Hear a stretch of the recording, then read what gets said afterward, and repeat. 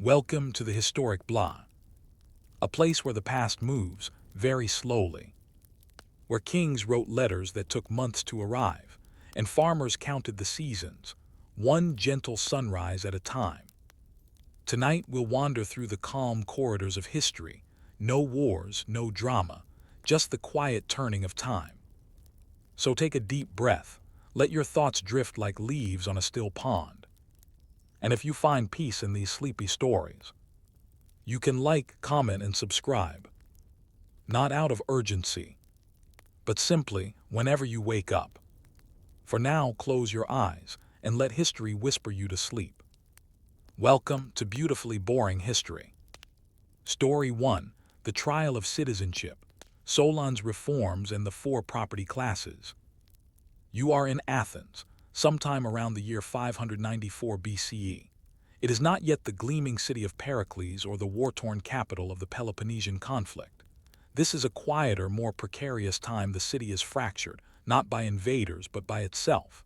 Political stability is waning. The tension in the air is not from the drums of war, but the slow, grinding pressure of social collapse. The people are restless, the elites wary, and no one agrees on how to fix the mess. The problem at its root is debt.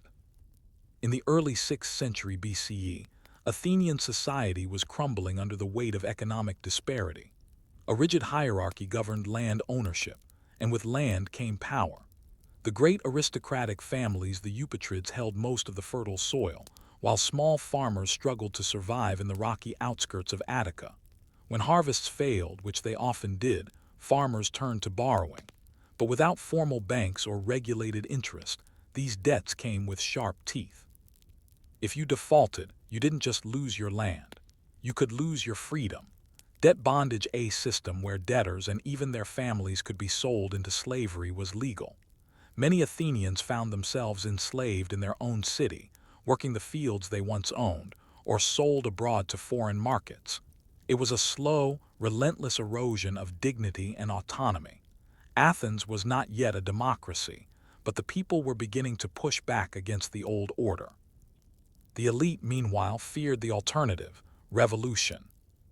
Enter Solon. Solon was a nobleman, a poet, and crucially a moderate. He had the rare quality of being respected by both the rich and the poor, which made him a convenient choice for mediator in a society teetering on the edge of collapse. In a move both bold and cautious, the Athenians granted Solon extraordinary legislative powers, not to seize power permanently, but to restructure the system so it could endure. Solon's reforms began with a word, seisachtheia, the shaking off of burdens. This was not metaphor. It referred specifically to the cancellation of debts and the abolition of debt slavery. All debts were wiped out. All Athenians enslaved for debt were freed. This radical act did not enrich the poor, it merely returned them to a state of freedom, but it was a massive economic and symbolic reset. The elite landowners were furious. The poor were only partially satisfied. Solon, for his part, disappeared for 10 years of travel once the reforms were enacted, either out of wisdom or self-preservation. He had done what no one else had dared, disrupted the economic basis of class without triggering civil war. But it wasn't just about debt. Solon's deeper innovation lay in the restructuring of citizenship, who got to participate in the political life of Athens and why. He introduced a classification system based not on noble birth, but on wealth, or more specifically, agricultural output. This was a turning point. For the first time, political privilege in Athens was defined by economic productivity rather than family lineage. The new system divided Athenian citizens into 4 property classes. Pentakosiomdimnoi, those who produced at least 500 measures of grain, oil, or wine annually. Hippes, able to maintain a war horse, producing 499 measures. Zeugatai, oxen owners, with 299 measures. Thetes, everyone else, usually landless laborers or smallholders. This may sound like a dry, bureaucratic division, but its consequences were enormous. political participation was now determined by your class. The top 3 classes could hold office, serve as archons, executive magistrates, and serve on the Areopagus, a council of former archons. The thetes, while excluded from high office, were permitted to attend the ecclesia, the citizen assembly, and later, to serve as jurors in the people's courts. By creating a structured hierarchy with clear rights and limitations, Solon gave the poor a foothold in civic life without giving them the power to overturn the social order. At the same time, he clipped the wings of the aristocracy by replacing birthright with productivity. In doing so, he laid the groundwork for what would become democracy, not by giving everyone a voice, but by creating a ladder that could, in theory, be climbed. Yet this new structure also hardened certain inequalities. The thetes remained on the margins, visible in law but not in leadership. Many continued to labor as sharecroppers or day laborers, without the economic means to advance. Others were newly freed from bondage but lacked the tools or land to rebuild their lives.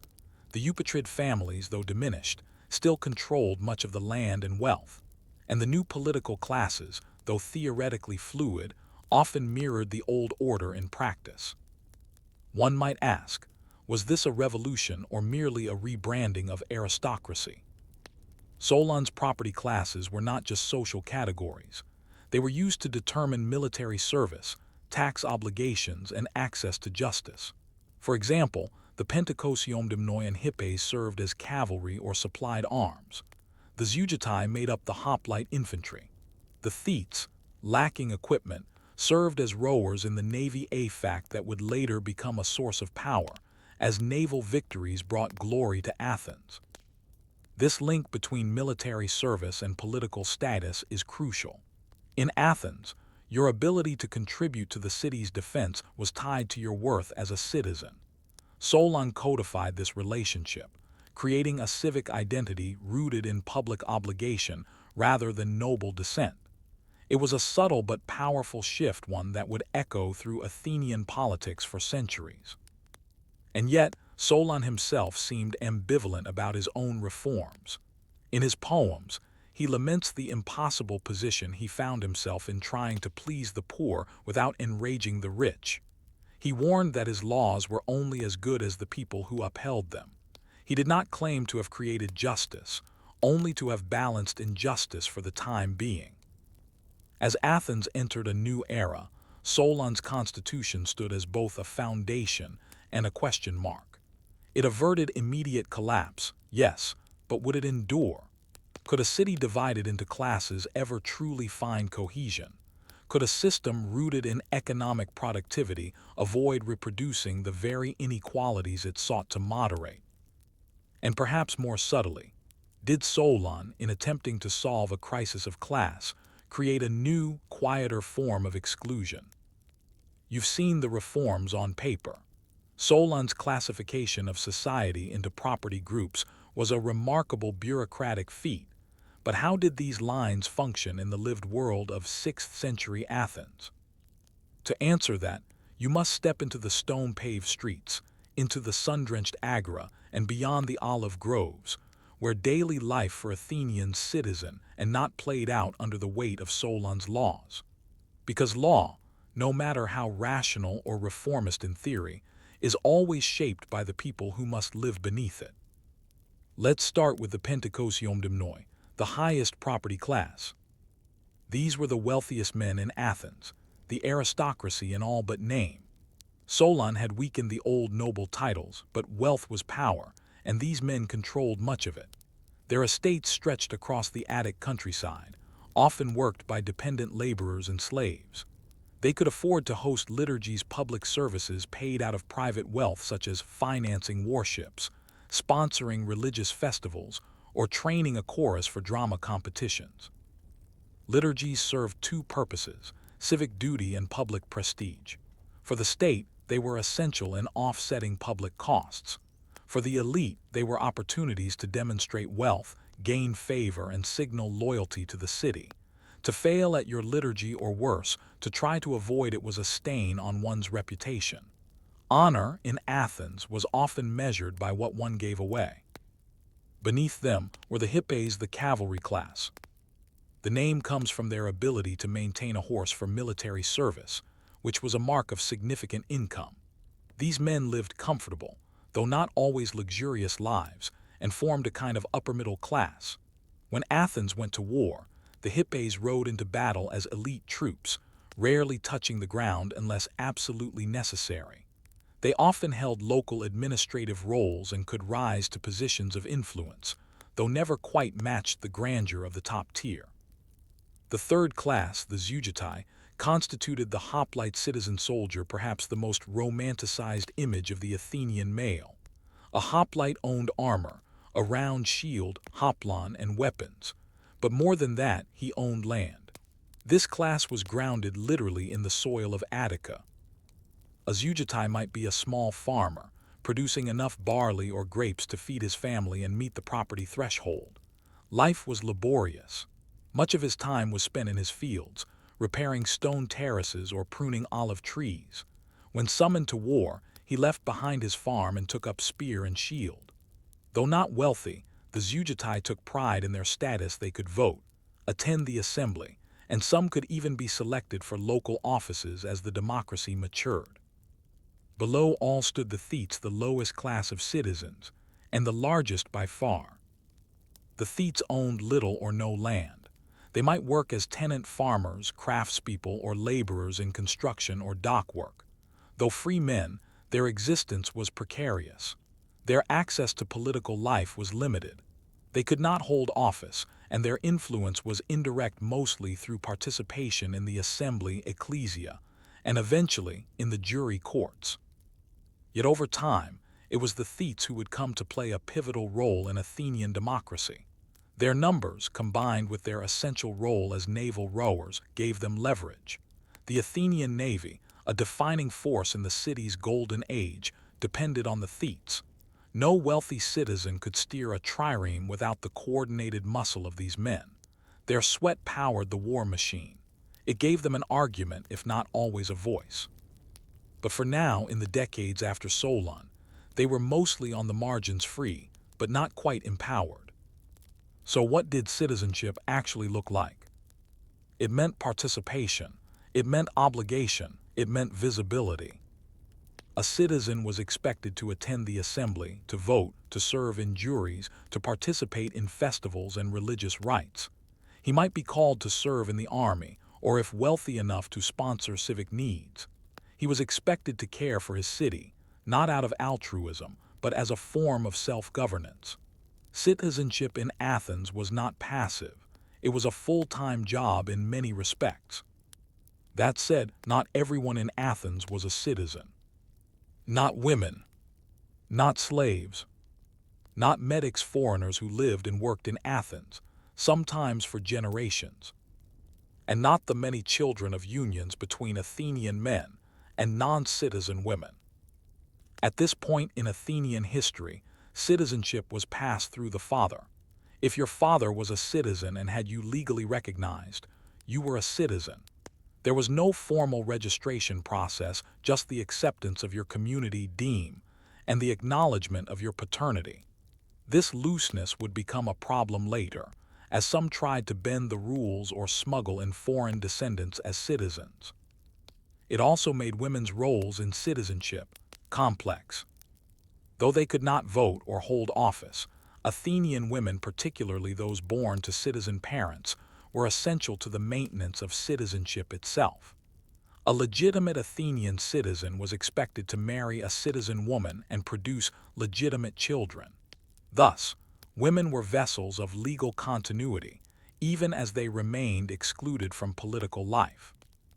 This contradiction, that one could be essential to the survival of the polis and yet barred from shaping it, was one of the quiet tensions of Athenian society. It did not erupt into open rebellion, but it lingered in household dynamics, dowries, inheritance laws, and rituals. What about enforcement?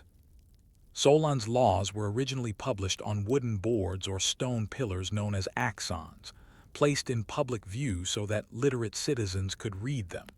But literacy was not universal, so the laws were often interpreted orally by magistrates. Disputes could be brought before the courts, which were still developing during this time. Early legal institutions were uneven and shaped by custom as much as statute. And this is where we begin to see the fraying of Solon's framework. While his property classes offered a new kind of order, they also created new ambiguities. Could a citizen rise or fall between classes year to year? Who verified agricultural output? What about mixed incomes, a man with a small vineyard and a modest pottery business? And how could the city ensure that its thetes, so many and so marginalized, would not grow resentful? There was no central bureaucracy for tax enforcement or census taking. Much was done through social observation, public accusation, and reputation. If a man claimed to be a hippis but failed to provide a horse in wartime, it would be noticed. If a Zeugitai grew suspiciously wealthy, neighbors might whisper. Thus, social pressure became a tool of governance. But pressure, as always, builds. In the decades following Solon's reforms, cracks began to show. The poor, though free, remained poor. The aristocrats, though weakened, retained influence through patronage and marriage alliances. Factionalism emerged, not yet political parties, but regional rivalries between the plains, the coast, and the hills. Each area had its own economic base and local leaders.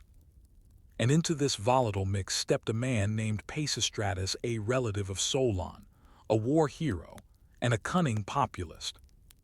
Using a mixture of military might and clever theatrics, including once arriving in Athens with a tall, beautiful woman dressed as the goddess Athena, Pisistratus seized power and became the first tyrant of Athens, but not a tyrant in the modern sense.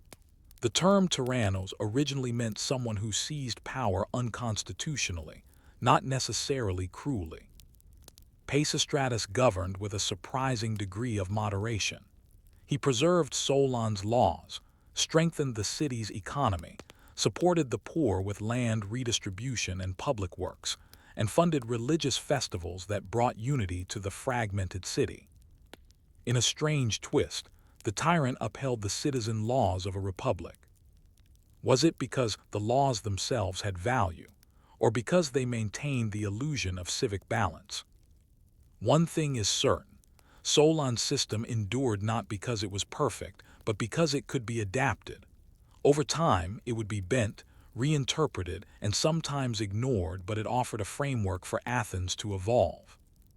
And evolve it would. By the end of the 6th century BCE, the foundations laid by Solon would be restructured again by Cleisthenes, who would redefine citizenship based not on property, but on place, dividing the people into demes and tribes that would form the scaffolding of full democracy. But before that could happen, Athens had to answer a lingering question, one that Solon had not resolved, and Pisistratus had only postponed. Can a society divided by wealth find unity without a common identity? You are now several generations removed from Solon, but his reforms still shape the bones of Athenian society. His classifications, pentakosiomdimnoi, hippes, zeugitai, thetes, are still used to measure a man's status, his political reach, and his military duties. And yet something is shifting.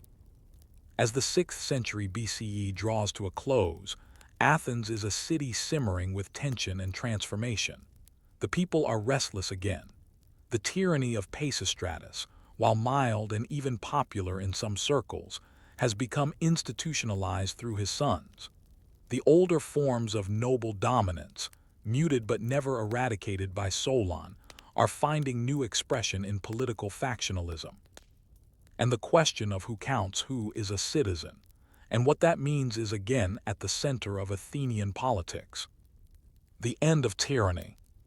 After the death of Pisistratus, power passed to his sons, Hippias and Hipparchus. At first, they tried to follow their father's path, maintaining a soft rule, continuing public works, funding the arts.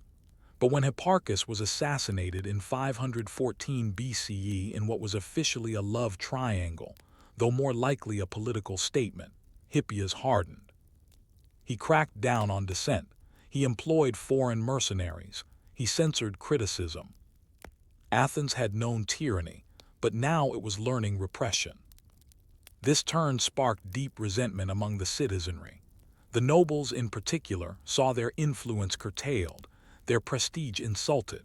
One such noble was Cleisthenes, of the Alcmeonid family, an old, powerful house with both ambition and grudges.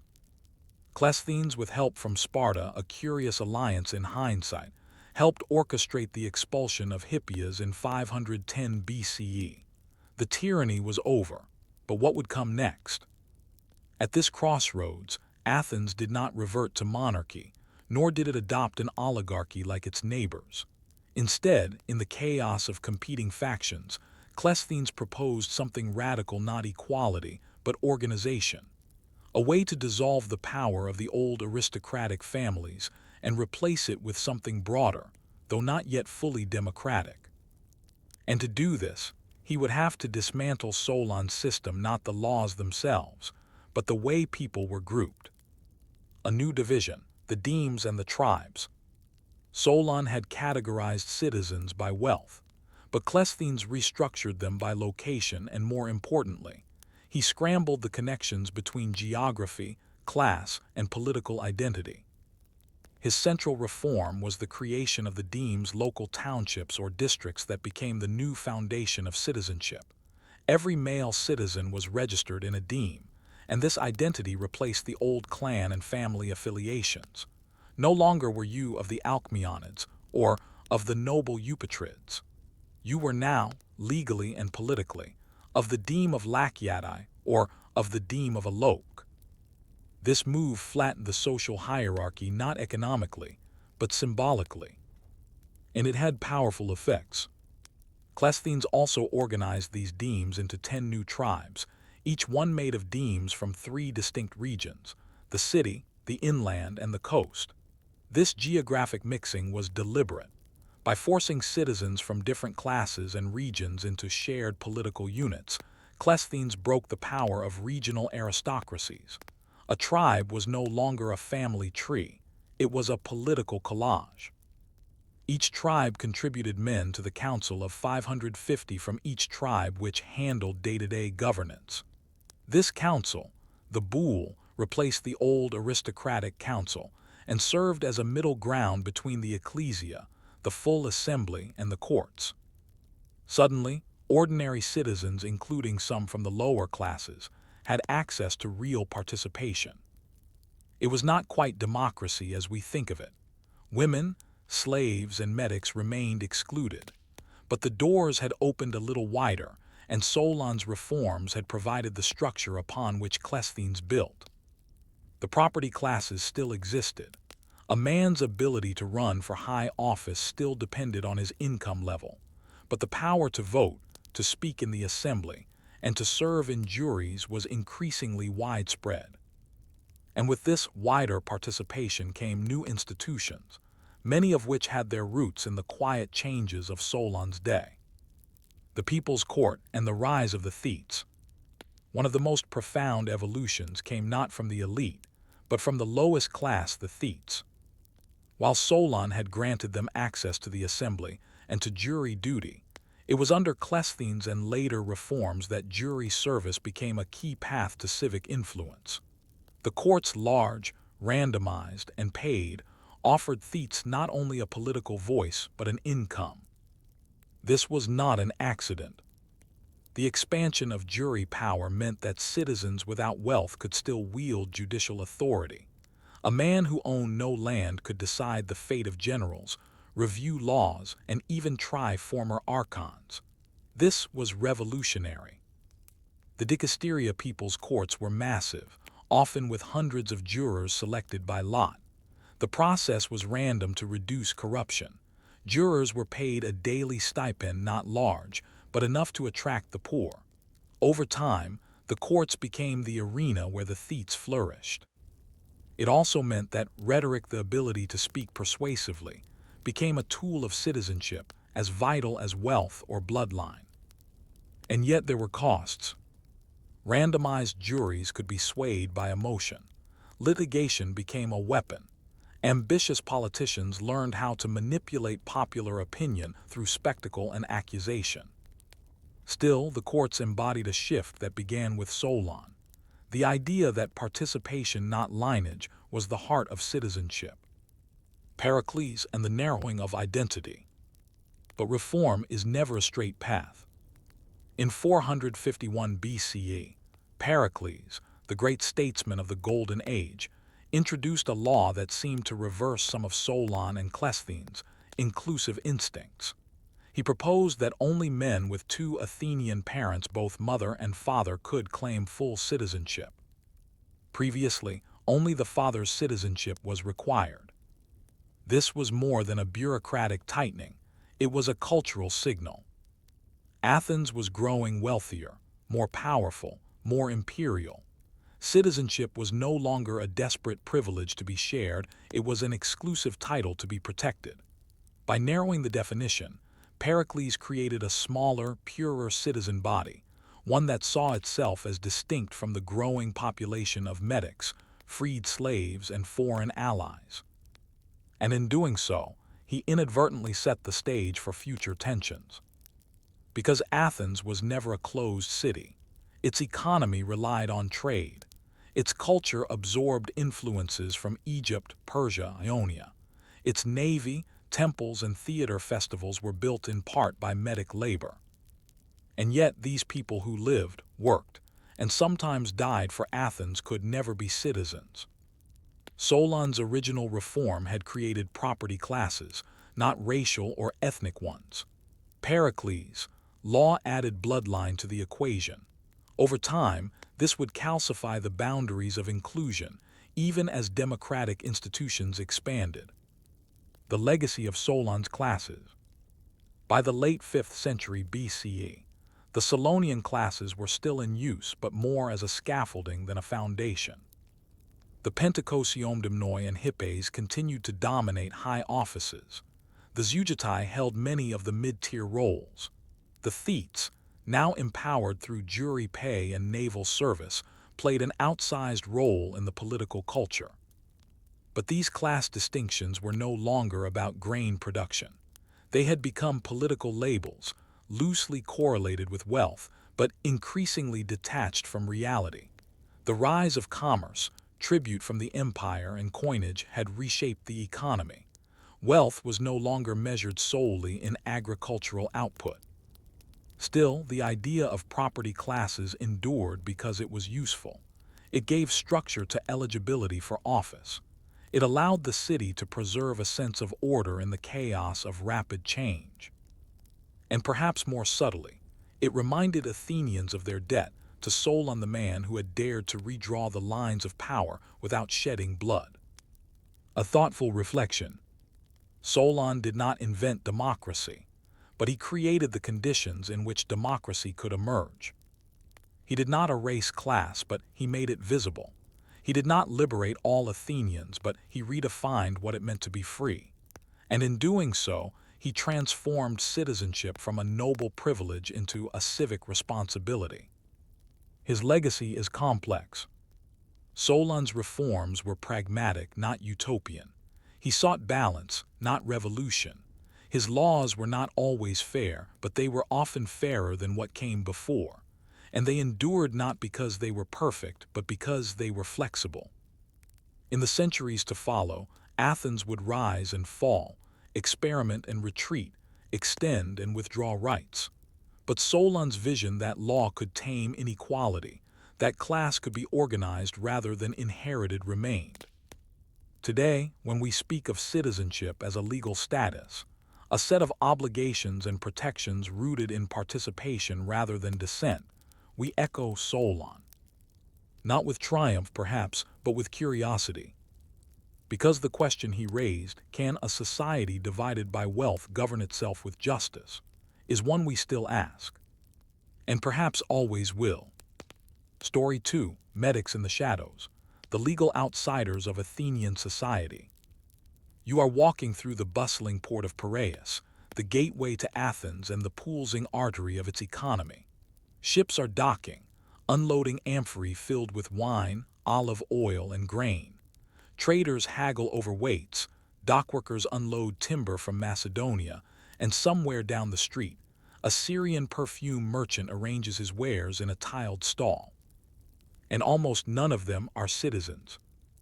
Welcome to the world of the medics, resident aliens in ancient Athens.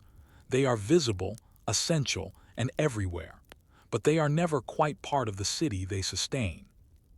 The word medic, metoikos, plural medikoi, means one who has changed residence. They are not slaves, they are not visitors, and they are not Athenians. They occupy a strange, in-between space, legally defined, economically vital, socially restricted. Let's begin by understanding who these people were, and why they mattered so much to a city that refused to grant them full citizenship. Who were the medics? Medics were free, usually foreign-born residents who had chosen to live in Athens long-term. Some came from neighboring city-states Corinth, Thebes, Chios. Others from farther afield, Anatolia, Egypt, the Levant, even Libya or Sicily. They may have been artisans, shipbuilders, traders, teachers, or even philosophers. Their reasons for coming varied. Some fled war, others came seeking opportunity. Some followed trade routes, others sought intellectual ferment. Athens, especially in the 5th century BCE, was a magnet, a city of ideas and commerce, pulling people toward it from across the Mediterranean. And Athens needed them. The Athenian economy was built on more than just citizen farmers and aristocrats. It needed hands to row the ships, backs to lift the goods, minds to design tools, and coin to keep the market humming. Medics provided all this and more. In fact, the economic and cultural life of Athens would have collapsed without them. And yet, they were never granted the full rights of citizenship. The legal status of a medic. To live in Athens legally as a medic, one had to register with a citizen sponsor known as a prostates. This sponsor vouched for you, served as your representative in legal matters, and helped anchor you in the social framework. It was a kind of civic adoption, but without the promise of ever becoming a full member of the family. In return, the medic had to pay a monthly tax known as the metoikion. For men, it was 12 drachmas a year. For women, 6 drachmas. It wasn't a crushing burden, but it was a constant reminder. You are here by permission. Medics were required to perform military service, particularly in times of emergency. They could also be subject to liturgies, public service obligations usually reserved for the wealthy, such as funding a warship or sponsoring a religious procession. Yet despite these obligations, they could not vote, could not own land without special permission, and could not marry Athenian citizens. They could not hold office. They had no formal political voice. Their children, even if born in Athens, were not citizens either. Their existence was legally bounded by usefulness, not belonging. Economic life and restrictions. Despite these legal barriers, medics flourished in certain spheres, especially commerce, craftsmanship, and philosophy. Walk through the agora, and you would see medic potters selling wares stamped with distinctive foreign designs. At the docks, Phoenician shipbuilders repaired triremes. In workshops, Syrian metallurgists smelted silver for coinage. Many of these professions were looked down upon by the aristocracy, but were the backbone of Athenian industry. Some medics became wealthy. A few became famous, even legendary. Take Lysias, for example, a medic speechwriter, born in Syracuse, who became one of the most renowned logographers, speechwriters for hire, in Athens. Though he could not plead cases in court on his own behalf due to his status, he crafted persuasive, elegant arguments that shaped trials and influenced legal thinking for generations. And then there was Cephalus, a wealthy medic from Syracuse and the father of the philosopher Plato's friend Polemarchus. His house is where the Republic Plato's exploration of justice and ideal government is famously set. A medic home, at the heart of one of Athens' most important philosophical dialogues. Still, for all their wealth and cultural influence, even the richest medics lived with a ceiling above their heads. The law was always a little closer, the threat of expulsion always a little more real. Exceptions and naturalization. Could a medic ever become a citizen? Yes, but rarely. Naturalization was a tightly controlled, rare privilege granted by the Athenian assembly, usually as a reward for extraordinary service. A medic might be granted citizenship for saving the city in war, funding a crucial public project, or performing a deed of exceptional loyalty. But this was the exception, not the rule. Granting citizenship meant enrolling someone in a deme, giving them access to land ownership, political office, and legal protection. The Athenians guarded this privilege closely. Pericles, 451 BCE citizenship law, which required both parents to be Athenian for their children to qualify, further narrowed the gate. Even intermarriage with citizens was typically illegal unless granted special exception. This tight control served two purposes. First, it preserved the political power of the native citizen body. Second, it maintained a social hierarchy that kept the medics in a dependent but productive relationship to the state. A medic could be honored, he could be admired, but he was never truly an Athenian.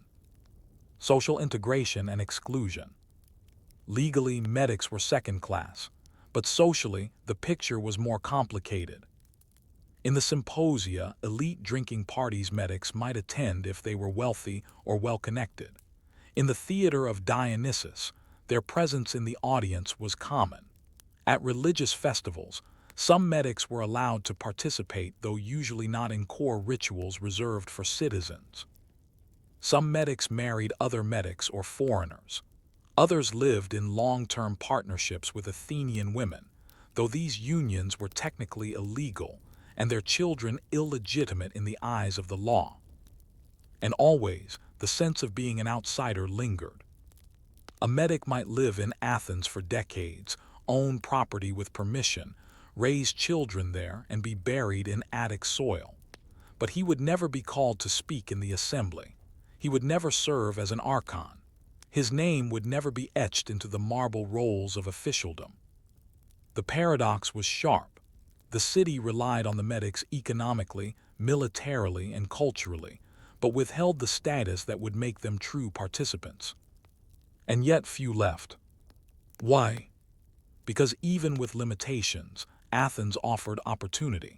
It offered security.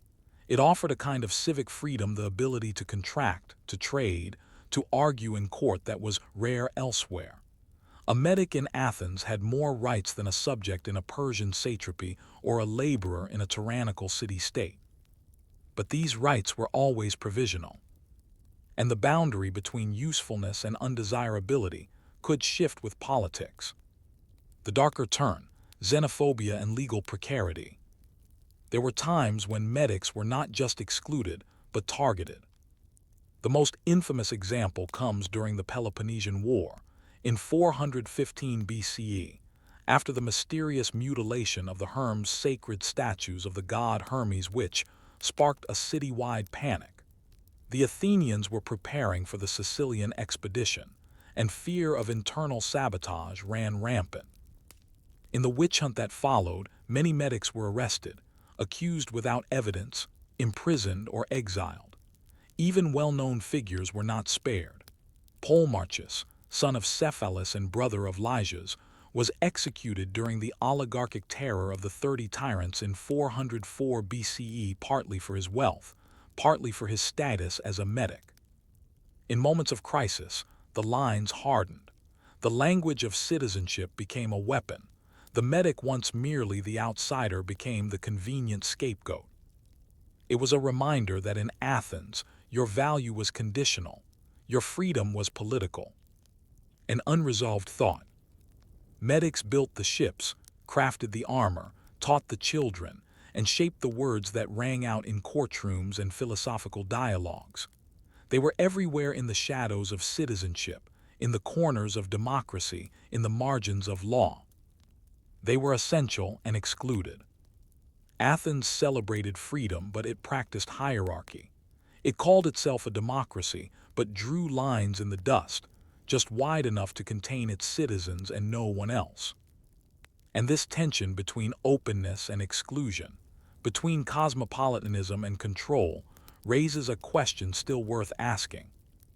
Can a city thrive on the contributions of outsiders while denying them a voice? You wake before sunrise in an Athenian workshop.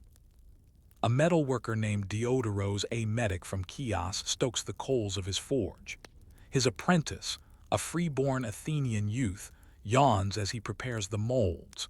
Together they will pour bronze for a set of shield bosses to be shipped to the military quarter. Their work is essential, yet Diodorus will never serve in the assembly, never vote on the war he arms. This is the paradox of the Metic in action, indispensable and invisible. Economic backbone of the polis. By the 5th century BCE, Athens had evolved into a bustling economic powerhouse. The port of Piraeus was one of the busiest in the Greek world. Artisans, merchants, and manufacturers filled the urban spaces, and many, if not most, were metics. These were not slaves. They were free men and women, often with specialized skills. Potters and sculptors, who trained in techniques from Asia Minor. Weavers and dyers, importing rare pigments from Phoenicia. Metallurgists and toolmakers, essential to the war economy. Merchants who managed long-distance trade between Athens and Egypt, the Black Sea, and beyond. The city's appetite for wealth and beauty, silver coins, red figure pottery, intricate jewelry, required a level of artisanal sophistication that the citizen class increasingly distanced itself from. Manual labor, especially in crafts or trade, was not seen as appropriate for the elite. It was metics who filled the gap, building not only goods but the cultural identity of Athens itself. Even in intellectual professions, metics thrived. Many teachers, tutors, scribes, and healers were not native Athenians. Literacy and numeracy were often passed from metic to citizen child. And yet, economic prominence did not translate to political voice. The metic might produce the amphory displayed at the Panathenaic festival, but he could not help vote on the festival's budget. Athens was a city of extraordinary economic inclusion, paired with strict political exclusion. Military service and sacrifice. And then there was war. The Athenian state, especially during its imperial peak in the 5th century, was in near-constant military engagement, from skirmishes in Boeotia to full-scale expeditions in Sicily and the Ionian coast. War required manpower, and not just on the front lines. Metics were required by law to serve in the military. In peacetime, this meant regular drills and financial contributions. In wartime, it meant taking up spear and shield, or, more often, oar and hammer. Many metics served as hoplites, heavy infantry, especially those from wealthier backgrounds who could afford their own armor. Others worked in naval service, particularly as rowers, shipwrights, or supply clerks in Piraeus. It's important to note that in Athens, citizenship and warfare were deeply connected. Military service was both a duty and a path to prestige. For a metic, serving in the army or navy meant sacrifice without full reward. He could fight and die for the city, but he could not lead its troops, vote on its campaigns, or claim land after victory. Despite this, many metics served with distinction, and on rare occasions, military valor provided a pathway to citizenship grants, known as anctesis. But these grants were tightly regulated, often needing a vote from the assembly and endorsement by officials. Even then, the citizenship extended only to the individual, not their children. Metics fought for Athens, but always at arm's length from the society they protected. Religion and ritual, half included in the sacred city. One of the more surprising dimensions of metic life is religious participation. At first glance, you might assume that metics, as legal outsiders, would be barred from religious life. But Athens was never so simple. The ancient Greeks did not separate religion from politics, or the sacred from the civic. Temples were both holy sites and state buildings. Festivals were both acts of piety and expressions of citizenship.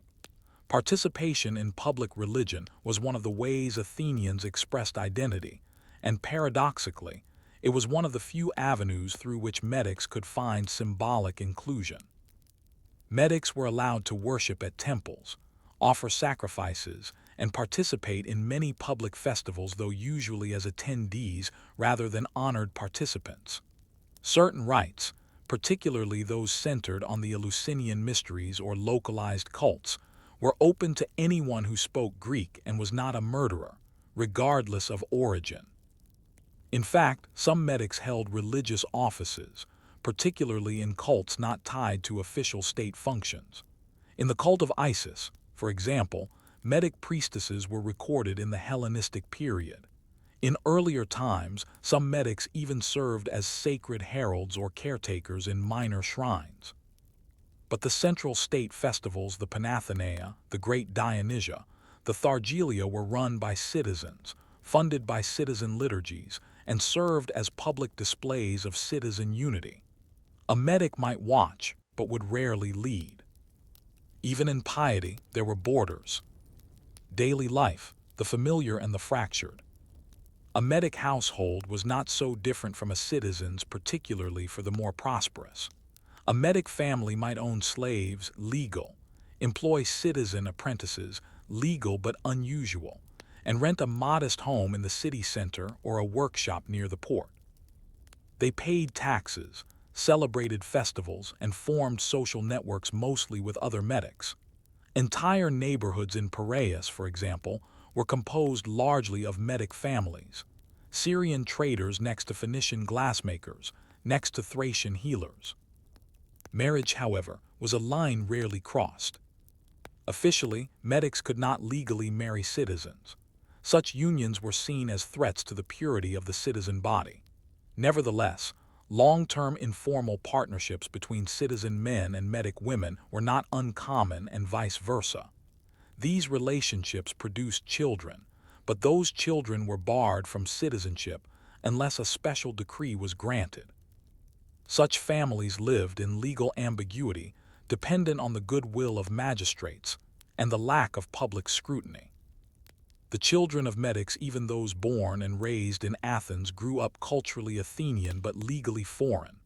They might speak Attic Greek fluently, recite Homer, even train in philosophy or rhetoric.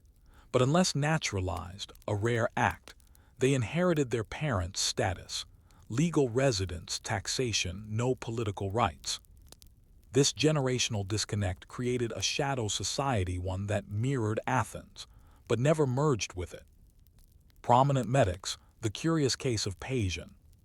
Perhaps no story captures the metic experience better than that of Paesion, a former slave who rose to extraordinary heights. Originally from somewhere in the East, Paesion was enslaved and worked in a bank owned by two metics, Antisthenes and Archestratus. Over time, he demonstrated such trustworthiness and intelligence that he was manumitted, freed, and eventually took over the banking business. Paesion became one of the richest men in Athens. He funded liturgies, lent money to the state, and even built a gymnasium for the city, a form of public service typically reserved for citizens. His generosity and contributions were so significant that he was granted Athenian citizenship, an honor rarely given to former slaves. Even more telling, his son, Apollodorus, was born a citizen, educated as an elite, and became a political player in Athenian life. Paesion's rise was extraordinary but also served as a cautionary tale. It was the exception that proved the rule. His story showed that a metic could become a citizen, but only through enormous wealth, utility to the state, and years of exemplary behavior.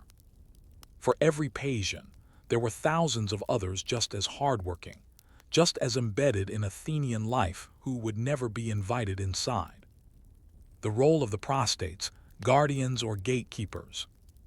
Every metic needed a prostates, a citizen sponsor, to remain legally in Athens. This requirement was both practical and symbolic. The prostates vouched for the metic's character, helped them navigate legal disputes, and represented them in certain official functions. In theory, this created a bond of trust. In practice, it entrenched dependency. Some prostatae were helpful, even paternal. Others used the role for exploitation, demanding financial compensation or political favors. A medic without a prostate could be fined or expelled. This formal relationship meant that a medic was never truly autonomous under Athenian law. They required an intermediary, a citizen shield between themselves and the machinery of the state. It was a daily reminder. You could live here, work here, fight here, but you could not stand alone here. The political function of exclusion. Why did Athens, a city that prided itself on its radical democracy, maintain this rigid line? Part of the answer lies in scale and control. At its height, Athens had perhaps 30,000 male citizens, but well over 100,000 medics, slaves, and foreigners. Expanding citizenship too broadly could dilute the political power of native Athenians, especially the landholding class. There was also ideology, the belief that citizenship was tied to autochthony, the idea that Athenians sprang from the soil of Attica itself. Foreigners, no matter how devoted, could not claim that lineage. But perhaps most powerfully, exclusion served a structural purpose. By granting limited legal rights enough to protect property and enforce contracts, Athens ensured medics could participate economically.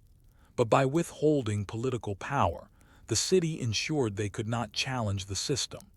They were the silent scaffolding upon which democracy stood. Useful, visible, but voiceless. A question in the shadows. You could live your entire life in Athens as a medic. You could raise children, build wealth, educate the young, sacrifice to the gods, serve in war, and leave behind a stele inscribed with your name but never cast a vote or decide the fate of your home. Athens saw itself as a beacon of liberty. Yet for many of its most faithful residents, liberty meant only a well-decorated cage. And so we are left with a quiet question, one that lingers behind the marble and myth. What does it mean to belong if the law never says you do? The year is 404 BCE. The Peloponnesian War has ended. Athens, once the jewel of the Aegean, is in ruins. Its walls are torn down, its navy broken. The city is now under the grip of the 30 tyrants, a brutal oligarchic regime backed by Sparta. For the medics, long outsiders, tolerated but never embraced, this moment is especially dangerous. Among the first to suffer are those with wealth and influence. Polemarchus, the medic son of Cephalus, is arrested and executed. His brother, Lysias, flees and becomes a voice of resistance. The very status that allowed them to live and contribute in peace is now a liability. This moment marks not only a political catastrophe, but a shift in how Athens saw its non-citizens. If the medics had once been tolerated for their utility, now they are suspect, either collaborators or threats, depending on the side you took. To understand how this happened, and how the role of the medics slowly faded, we must look at the final century of classical Athens, a period of reform, instability, and redefinition. The oligarchic crisis and the medics. The 30 tyrants governed Athens for only 8 months, but their legacy was scarring. Installed after Athens' surrender to Sparta, they purged political enemies, executed citizens without trial, and confiscated property from the wealthy, often targeting medics. Their rationale was simple. The medics, unprotected by citizenship, were easy prey. Many had grown wealthy in the economic expansion of the 5th century. They owned homes with permission, slaves, and tools of production. Stripping them of property could fund the regime and eliminate potential opposition. It was a return to the darker side of exclusion, useful in peace, vulnerable in crisis. When democracy was restored in 403 BCE, Athens passed a general amnesty, a remarkable act of forgiveness that prevented retaliation against those who had supported the 30. Medics, too, benefited from this political reset, though the trauma lingered. Lysias, who had fled and later returned, gave one of his most famous speeches against Eratosthenes, accusing one of the 30 of murdering his brother. But as a medic, Lysias could not argue his case in court. He had to write it for a citizen to deliver. Even in the wake of revolution, his voice was still borrowed. Athenian citizenship reconsidered. The events of 404-403 BCE reignited a question that had quietly smoldered since Solon: who deserves to belong? The amnesty and restoration were followed by renewed scrutiny of citizenship roles. Since the time of Pericles, citizenship had required 2 citizen parents, yet fraud and informal relationships had muddied the records. In some cases, wealthy medics had managed to get their children registered as citizens. These were now investigated and removed. This was more than administrative, it was symbolic. In a time of fear and reconstruction, Athenians sought to define themselves more clearly. And for many, that meant tightening the borders of inclusion not just physically, but legally and socially. Reformers reaffirmed the distinction between citizen and non-citizen. Only citizens could own land or receive land grants in the colonies. Only citizens could sue in public court without apostates.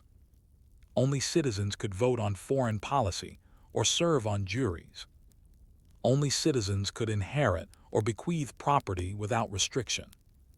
And yet, paradoxically, Athens still needed the medics. The war had decimated the population. The economy was weakened. Labor was scarce. So the medics remained essential, resident, but on a shorter leash than ever before. The rise of specialized privileges. By the 4th century BCE, Athens began experimenting with more granular categories of inclusion.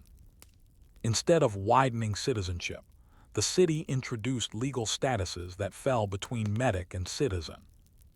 Isotleia, a status that gave medics the same tax rights as citizens, essentially a tax exemption. It did not confer voting or office-holding rights, but was a sign of favor. Enctesis, the right to own property normally reserved for citizens. Proxeny, a kind of honorary ambassadorship granted to foreign individuals who aided Athens. The proxenos represented Athenian interests in foreign cities. These privileges were doled out by the assembly, often as rewards. They functioned like modern visas or green cards, partial access for those deemed useful. But they also formalized inequality. Rather than open citizenship to more people, Athens layered its society more finely. There were now citizens with full rights, isotles partial rights, ordinary medics basic protections, freed slaves legal but excluded, foreigners without residence permits, slaves. The borders of inclusion became more complex, but not more generous. The role of slavery and the medic paradox. As Athens relied more heavily on chattel slavery, the position of the medic became more complicated. On the one hand, medics were free with legal personhood and some protections. On the other, they existed in a society where slavery was normalized and where their rights were precariously above that line. Freed slaves, often foreigners, became medics themselves. They were required to register, pay the metoikion, and find apostates. Their lives were tightly regulated. Many remained in dependent relationships with their former masters. This connection between slavery and medic status created an underclass of near-citizens, people who lived and worked alongside Athenians but never joined them. And here a quiet transformation occurred. As medics became more associated with servitude, the respect they once held as artisans, traders, and professionals began to erode. Their economic value remained, but their social prestige faded. In comedy, medics were now depicted as buffoons or flatterers.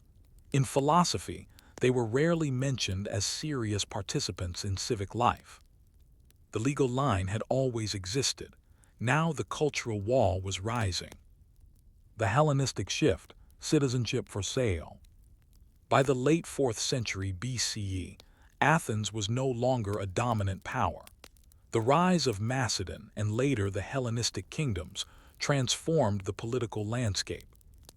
In this new context, Athenian citizenship, once fiercely protected, began to lose its exclusivity. Why?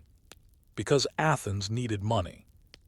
The city began selling citizenship, sometimes openly, sometimes as part of large grants to foreign allies, kings, or communities.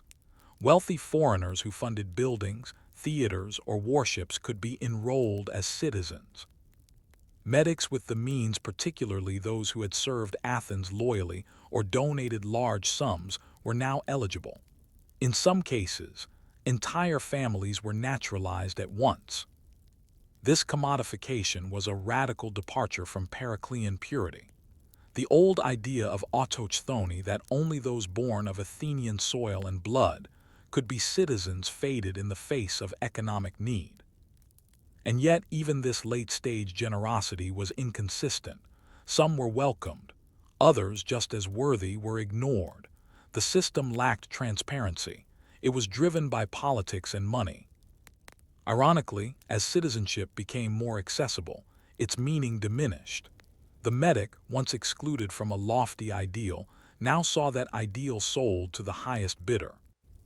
In the end, the long struggle for inclusion became a question of price. Reflections in Stone and Silence.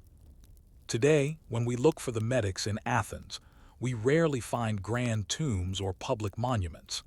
Their names survive mostly in legal speeches, funerary inscriptions, or in scattered accounts of economic records. They do not appear on lists of generals or dramatists. They do not grace the roles of jurors or orators. And yet without them, Athens could not have functioned. They built the ships, taught the children, lit the forges, supplied the festivals, staffed the banks, fed the port. They were present in every aspect of Athenian life except the one that shaped law and power. Their exclusion was not simply accidental, it was strategic. By defining the medic as always not quite, Athens preserved a fragile unity, one that depended on a clear boundary between us and them. And yet, like all boundaries, this one was porous. It was crossed by friendship, marriage, labor, and shared sacrifice. The line was drawn in law, but it blurred in life. A final thought. The medic reminds us that societies are not built only by those in power, but also by those in proximity to power, who work beneath and beside it without ever being allowed to shape it. Their story is not one of revolt or revolution. It is quieter and perhaps more common. It is the story of those who belong, but are never acknowledged. And in that story lies a question we still face today. Can a society built on exclusion ever truly call itself free? Story 3. The Slave Market in Piraeus. Labor, Trade, and Control. You walk into the slave market of Piraeus, the bustling port of Athens, and find yourself surrounded by a commerce so normalized, so routine, that it almost doesn't register as extraordinary. Men and women, boys and girls are lined up, examined like livestock. Teeth are checked, arms prodded, feet scrutinized for calluses. Slaves from Thrace, Syria, Lydia, Caria, and even mainland Greece stand under the Mediterranean sun, waiting to be priced, bartered, and bought. And nobody is whispering. Nobody is protesting. Because this is how Athens works. For all its talk of liberty, citizenship, and democracy, the city's shining culture was anchored in unfreedom. At its height in the 5th century BCE, Athens had more slaves than citizens. Estimates range from 80,000 to over 100,000 slaves, compared to around 30,000 adult male citizens. The slave market in Piraeus, Athens' main port, was its epicenter. Here, under the eye of the state, Human beings were priced like timber or amphorae of wine inspected, purchased, taxed, and distributed across the city's households, workshops, fields, and mines. This section explores the world of Athenian slavery as it existed not in rhetoric, but in reality in the bureaucracies, market stalls, and quiet corners where lives were controlled, exploited, and erased. Who were the slaves? The people sold in Piraeus came from everywhere and nowhere. Slavery in Athens was not based on race, but on conquest, poverty, and vulnerability. Slaves were prisoners of war, captured in battles or raids across the Aegean, Thrace, and Asia Minor. Victims of piracy, abducted from coastal towns and sold through shadowy networks. Children of slaves, born into servitude, especially in domestic households. Debtors sold by families in desperate need or abandoned at birth. Many had names foreign to Attic ears: Sophroniscos, a Thracian stable hand; Midas, a Lydian silversmith; Thalia, a Carian wet nurse. Unlike the medics, who were free but excluded slaves, had no legal personhood. They could not own property, testify in court, except under torture, or contract marriage. They were chattel movable property. Their status was permanent unless manumitted, and their lives were controlled not just physically, but institutionally. And yet their roles in Athenian society were ubiquitous. The bureaucracy of bondage. Slavery in Athens was not an informal or incidental institution. It was structured not with a single central authority, but with layers of regulation, taxation, and custom that embedded slavery into everyday life. 1. The market itself. The Piraeus slave market was not hidden in an alley. It was central, public, and regulated. Slaves were grouped by skill. Skilled laborers, including metalworkers, scribes, cooks, and musicians. Domestic slaves, for elite households often young, attractive, and trained in etiquette. Agricultural slaves, hardy, physically strong, for the fields outside the city. Mine slaves, often punished criminals or war captives, destined for the silver mines of Laurion. Buyers paid sales taxes to the city, a small percentage, but crucial revenue. Sometimes, a slave came with a warranty, a promise of health, honesty, or obedience. If the slave turned out to be ill or dishonest, the buyer could return them, though this was rarely enforced. 2. City registries. Large slaveholdings were often registered. In some wealthier households, especially those owning multiple skilled slaves, these individuals were accounted for in inventories. These lists served as estate records and were sometimes used in legal disputes or inheritance cases. 3. State-owned slaves. Not all slaves belonged to private citizens. Athens had public slaves, demosioi, employed in official capacities. Court clerks, executioners, market inspectors, agoranomoi. Scythian archers, a corps of police who maintained public order. These individuals were owned by the state, but sometimes lived more securely than privately owned slaves. Their positions were stable, and some even earned modest pay or lived semi-independently. This points to a key feature of Athenian slavery: it was not homogeneous.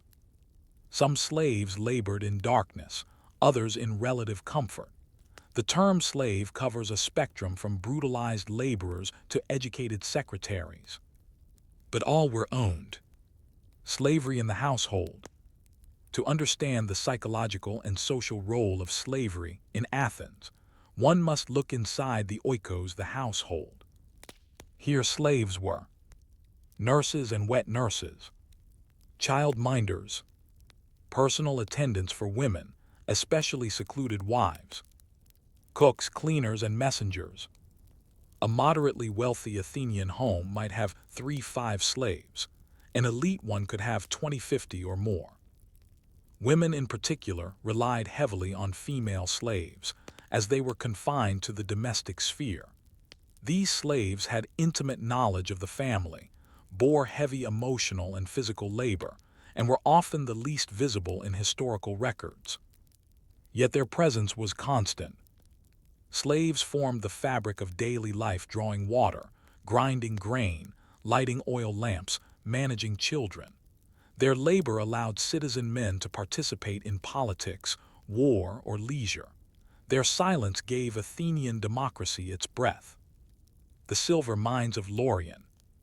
Of all the uses of slaves, none were as lethal as the silver mines of Laurion, south of Athens. This region, rich in silver ore, was key to Athens' economic and military might.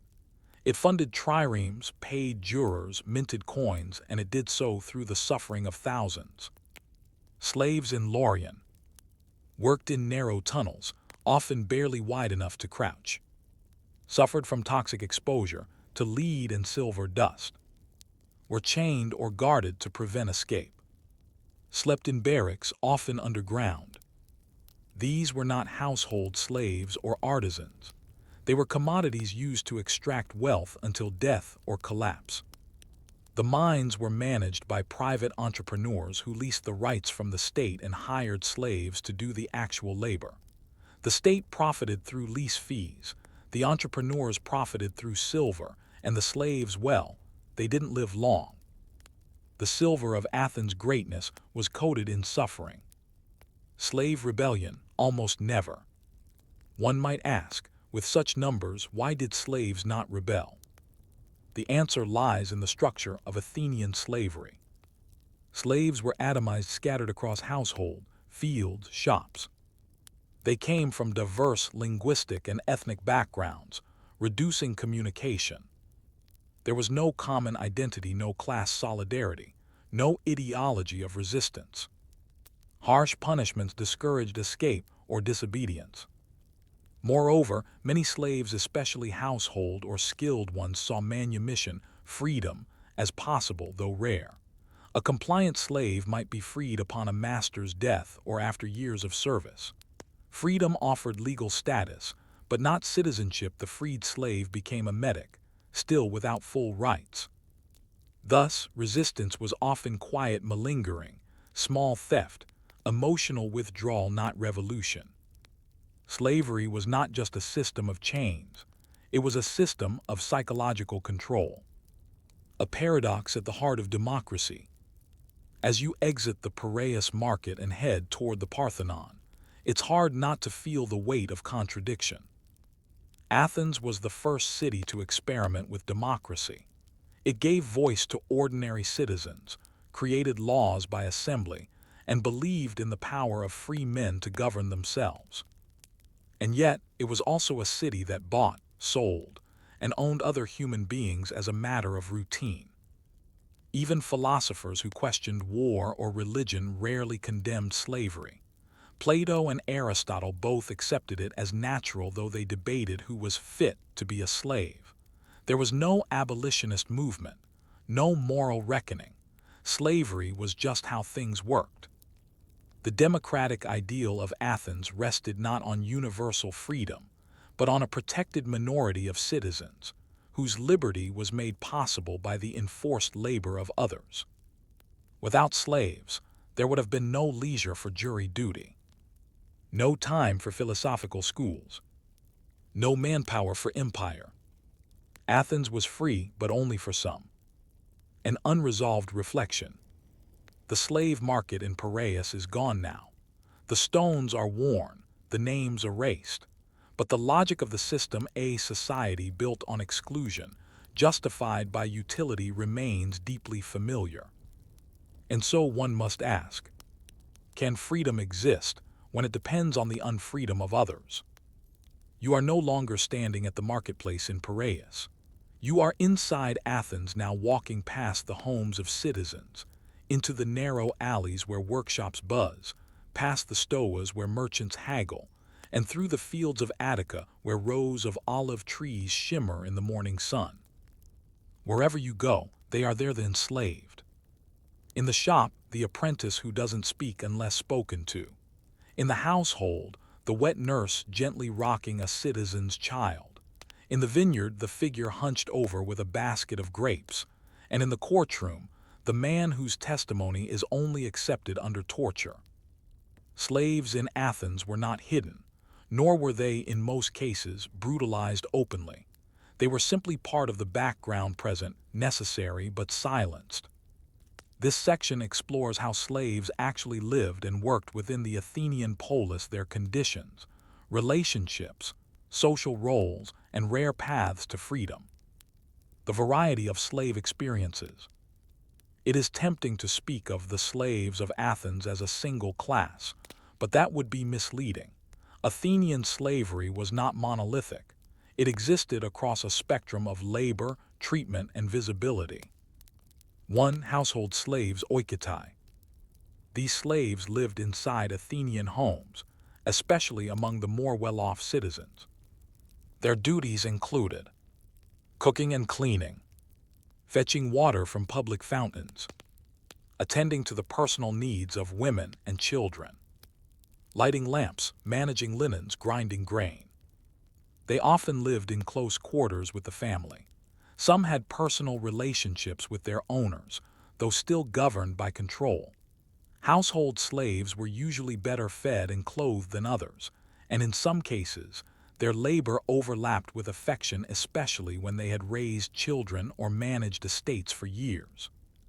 A woman might entrust her entire domestic life to a trusted female slave, who acted as a go-between with the outside world. Yet the intimacy of this arrangement was not freedom. Any affection existed within the boundaries of ownership. A single act of disobedience could erase years of perceived trust. 2. Workshop slaves.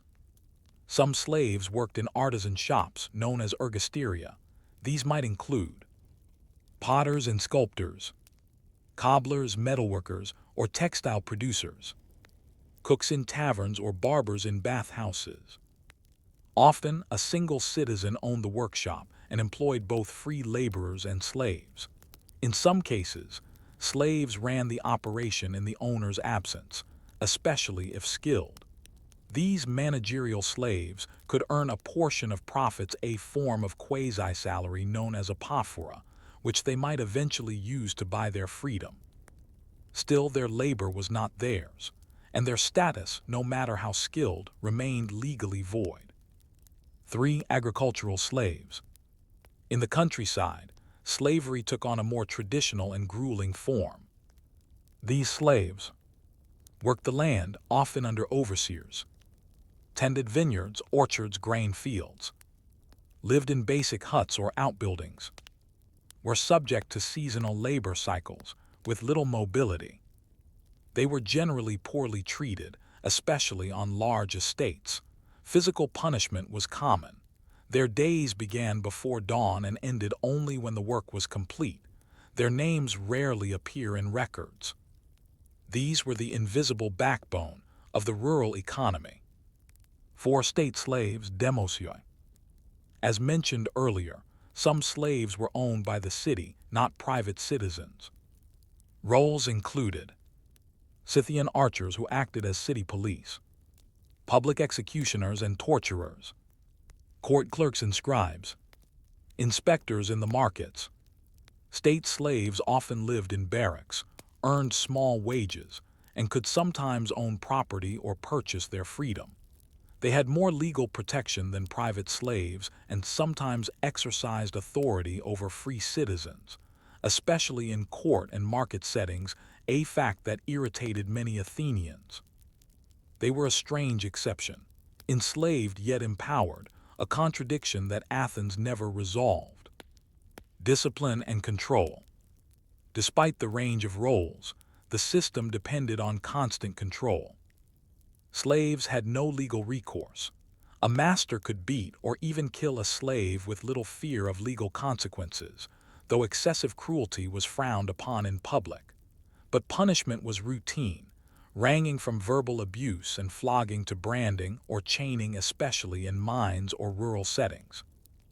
Athens lacked a formal police force, so slave obedience was maintained through social pressure and internalized fear. The risk of being sold, beaten, or denied food was often enough to ensure submission. Rebellion was almost unheard of. Unlike the Spartans whose helot class revolted periodically, Athens had no large, organized slave revolts. This is partly because slaves were spread thin, rarely concentrated. They spoke many different languages, preventing solidarity. The hope of eventual manumission kept many compliant. The system was harsh, but it was stable. Manumission, the thin door to freedom. Freedom was possible but rare. A slave might be freed by their master's will, often after years of loyal service. By purchasing their freedom, saving small amounts of apophora. As a reward for heroic or essential acts, e.g., protecting the household during crisis. A freed slave became a freedperson or apeleutheros. They gained basic legal status but were still not citizens. Instead, they became metics with all the same obligations, paying the metoikion, registering with apostates, and lacking political rights. Additionally, many freed slaves entered into continued obligation to their former master, known as paramon, a requirement to remain nearby, offer services when called, or not remarry without permission. Violation could result in re-enslavement. Thus, even manumission rarely brought full autonomy. Slavery in law and literature. Athens recorded relatively little legal material focused on protecting slaves, but much concerning their utility. For instance, slave testimony in court was considered unreliable unless obtained under torture. A slave could not represent themselves legally, own property independently, or contract marriage. If a citizen accidentally killed a slave, he was not prosecuted for murder, but might face a small fine. And yet in drama and philosophy, slaves appeared frequently, often as comic characters, clever tricksters, or moral foils. In Aristophanes' plays, slaves are loud, anxious, and shrewd, sometimes smarter than their masters. In Euripides' tragedies, they are loyal, long-suffering, and emotionally complex. These literary depictions were not challenges to slavery. They were entertainment reflections of social tension, not critiques. Philosophers like Aristotle would later formalize slavery as a natural condition. In his Politics, he argued that some are slaves by nature, created to be ruled. This ideological justification became deeply embedded in Athenian thought and in Western political tradition. Children and families. Could slaves marry? Legally, no. Marriage was a civic institution tied to property and inheritance, but many slaves formed informal unions. They raised children, lived in family-like arrangements, and created communities within the household or workshop. Slave children were property of the master, not of their parents. They could be sold separately, used as labor, or in rare cases raised alongside citizen children in close contact. These relationships created deep emotional bonds and profound emotional risk. A mother might be sold away from her child at any moment. A couple might be separated permanently by a master's whim. Slavery wasn't just forced labor. It was the denial of kinship, the severing of lineage, the erasure of legacy. A silent engine of democracy. Here is the great and terrible irony. Slavery made Athenian democracy possible. Without slaves, who would grind the grain, fetch the water, raise the children? Who would row the triremes, manage the mines, man the workshops? Who would keep the city functioning while 6,000 jurors debated in court? Freedom as defined by Athens required time and leisure. Time required labor. Labor came from slaves. In this sense, Athenian liberty was never universal. It was a freedom built on a base of coercion. Slaves were not just part of society, they were the foundation, unseen but essential. Like the columns of the Parthenon, they upheld the ideals of the city, even as they were barred from them. A closing thought. In all the speeches, decrees, and dramas of Athens, the slaves rarely speak for themselves. Their names are scattered, their stories second-hand, their words unrecorded. And so we are left to piece together their lives from what others wrote, often those who owned, punished, or pitied them. And that leaves us with an aching, unresolved question. What would Athens have looked like if the people who built it had been allowed to speak? The Acropolis still stands, a shimmering monument to human creativity, ideals, and ambition. Tourists walk its slopes, guided by the stories of philosophers, generals, and playwrights. But as we've seen, and as is often forgotten, none of it could have stood without the labor of those whose names we do not know. The enslaved men, women, and children whose work was never credited. The ones who built the walls, lit the lamps, and died in the mines. We reflect on the enduring legacy of slavery in Athens, not just how it sustained the city during its classical height, but how it was systematically forgotten, both by the Athenians themselves and by many who later celebrated their civilization. We'll trace how slavery evolved in the late classical and Hellenistic periods, how it was normalized even further in philosophy and law, and how its erasure rather than its existence shaped the historical memory of Athens. Slavery after the Peloponnesian War. By the end of the 5th century BCE, Athens was a city in recovery. Defeat by Sparta, internal factionalism, and a collapsing empire left it weakened. But its need for labor didn't diminish. In fact, the aftermath of war likely increased dependency on slavery, as many citizens were killed, impoverished, or displaced. In the 4th century BCE, we see new dynamics emerge. A greater reliance on foreign trade brought new sources of slaves from northern Greece, the Black Sea, and even North Africa. Wealthy citizens began investing in larger slave-run workshops, especially in pottery, metallurgy, and food production. Public slaves, particularly court clerks and city functionaries, became more visible, though their legal status remained unchanged. There were no reforms, no abolitionist voices, no attempts to reduce the scope of enslavement. Instead, slavery became more bureaucratic, more normalized, and more embedded in the commercial machinery of Athens. Aristotle and the naturalization of slavery. No figure illustrates this normalization more than Aristotle, writing in the mid-4th century BCE. In his Politics, Aristotle offered a full theory of slavery.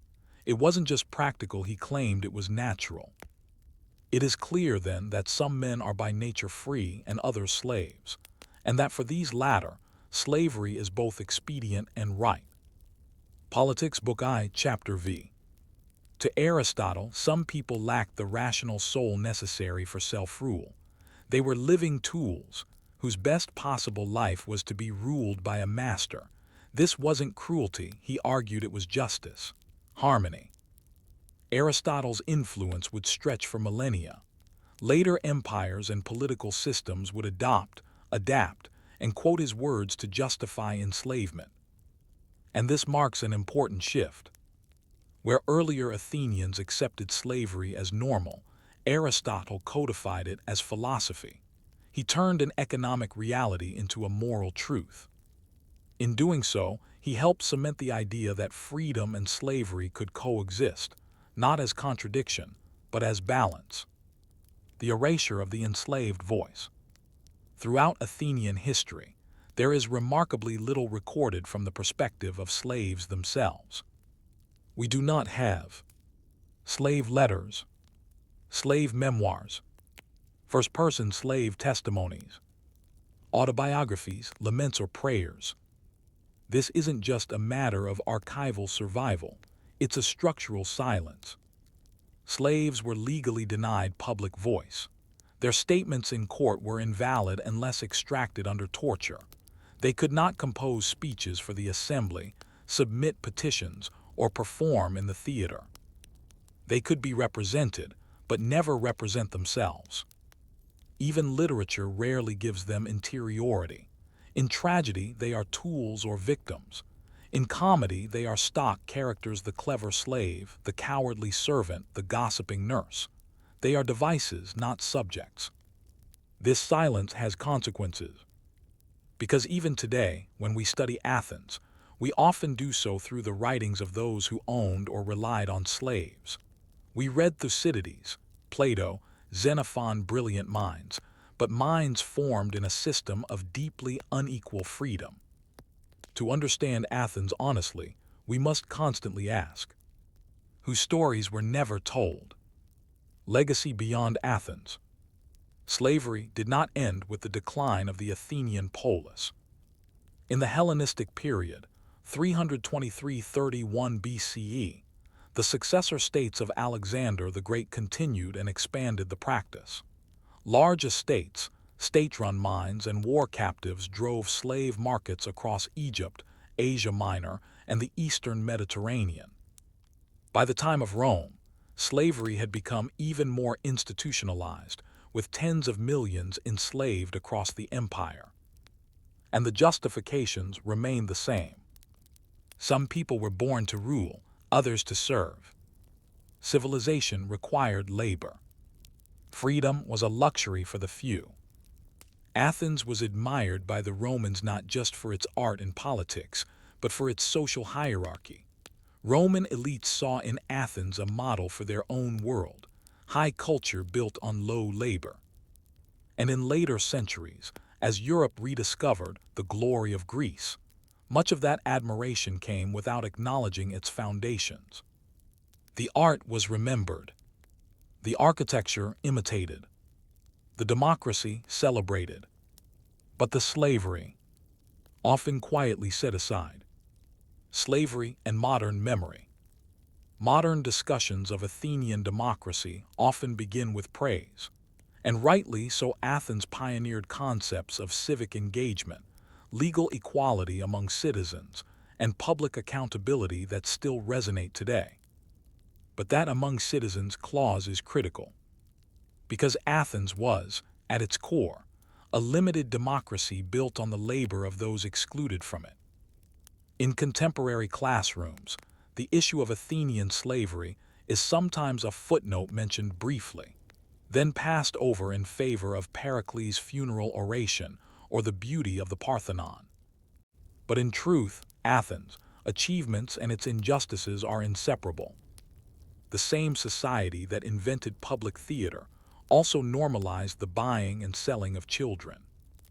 The same courts that gave citizens voice extracted truth from slaves through torture. The same democracy that empowered thetes relied on silent workers in its kitchens, farms, and mines. To understand Athens fully, we must sit with these contradictions, not resolve them. A quiet ending. There is no monument to the enslaved people of ancient Athens, no epigram carved into stone, no shrine or statue. We find them only in traces. A name scratched into a pot, property of Timocrates. A burial inscription, Timines, loyal servant, beloved by the house. A record of a lawsuit involving stolen slaves. A speech written by Lysias, mentioning a wet nurse once bought for 3 minas. The people who powered the city, who fed it, built it, carried it, are mostly absent from its story. But they were there. They were always there. And perhaps their greatest legacy is not in what they left behind, but in how they held up a civilization that did not see them. Final reflection. We often think of freedom as a universal value, a light that, once lit, spreads on its own. But Athens teaches us otherwise. It shows us that freedom can be conditional, that democracy can grow within walls, that greatness can rest on silence. And it leaves us with a question as old as the agora, but still echoing today. What kind of freedom is it when it is built on the denial of others? Story 4, Women of the Oikos, domestic power in a patriarchal polis. Imagine standing outside a typical Athenian home, a modest structure of sun-baked bricks and whitewashed walls. The front door opens not to a wide hall, but to a small courtyard, surrounded by narrow rooms and shuttered windows. Inside, a woman moves quietly between tasks, tending to children, managing slaves, preparing the evening meal. She is an Athenian citizen born of citizen parents, eligible to marry a citizen man and produce legitimate heirs. And yet her world is remarkably narrow. She cannot vote, she cannot hold office, she cannot own property independently. She is rarely mentioned by name in public discourse, and her movements, even her presence in public, are restricted by custom, if not always by law.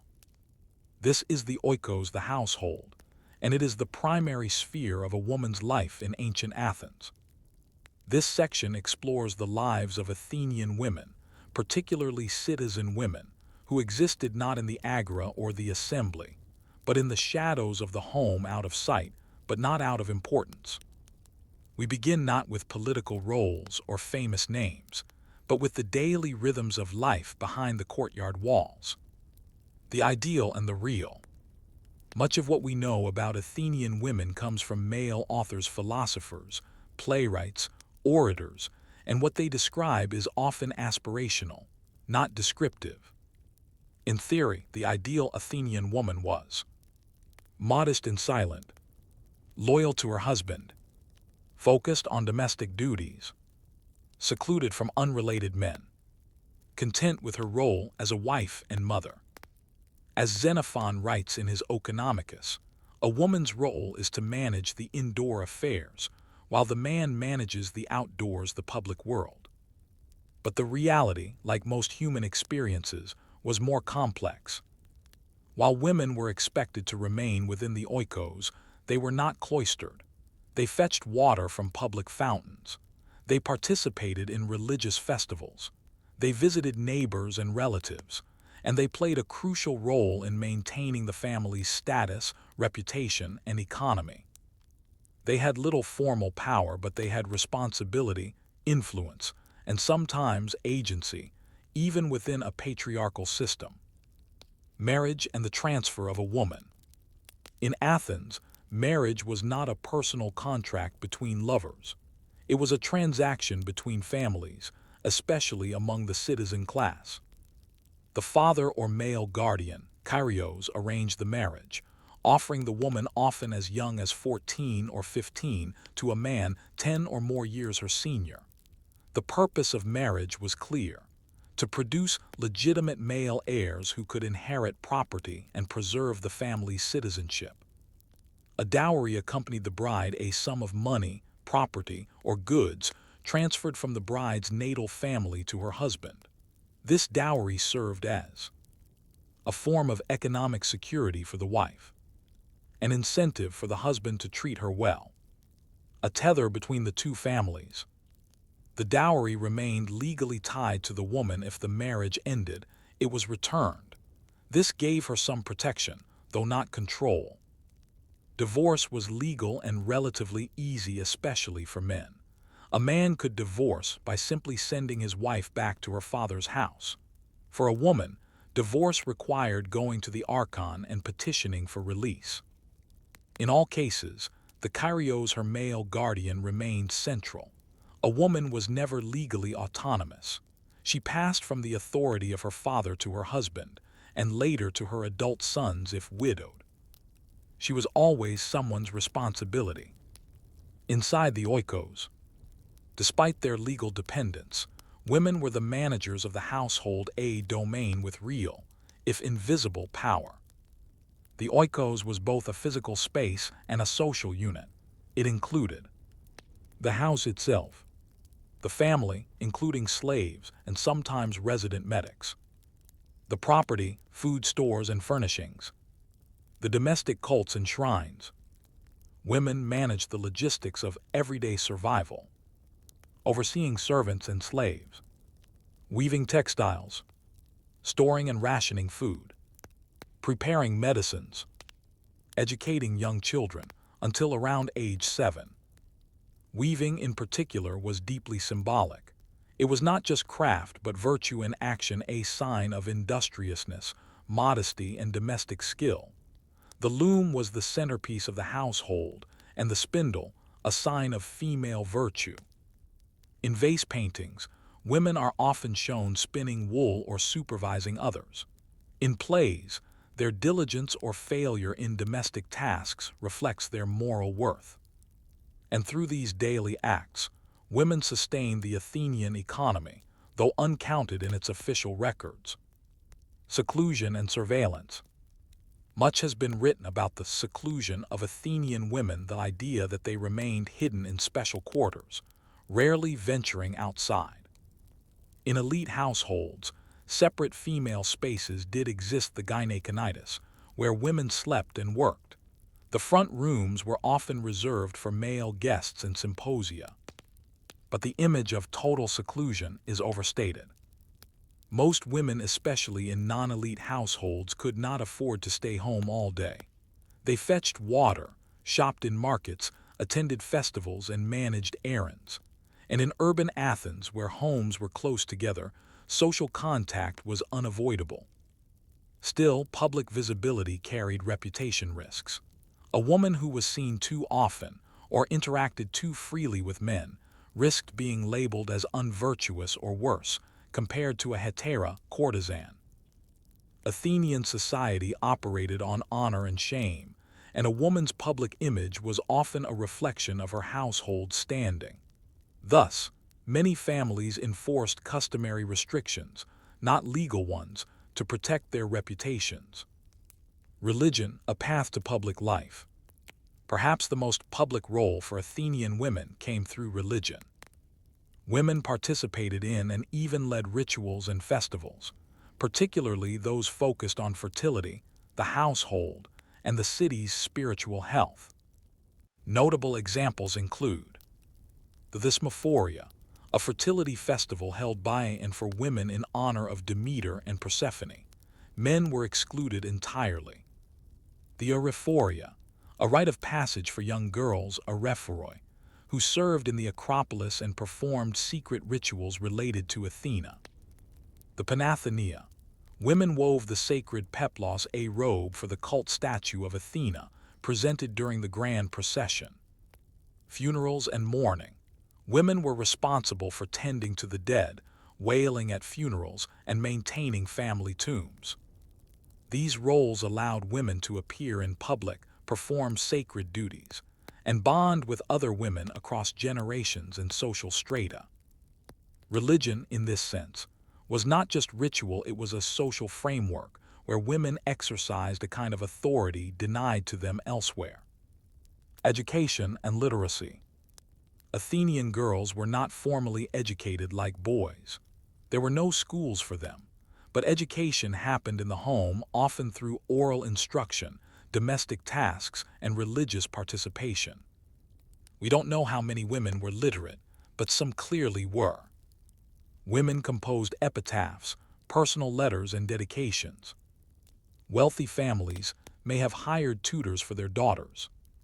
Some priestesses were literate, managing cult records or temple finances. Still, female education was utilitarian, not philosophical. Women were expected to manage the home, not debate in the agora. Their silence was framed as virtue. Legal status and inheritance.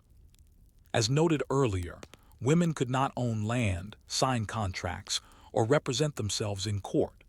They could, however, be heiresses epikleroi in cases where no male heirs existed.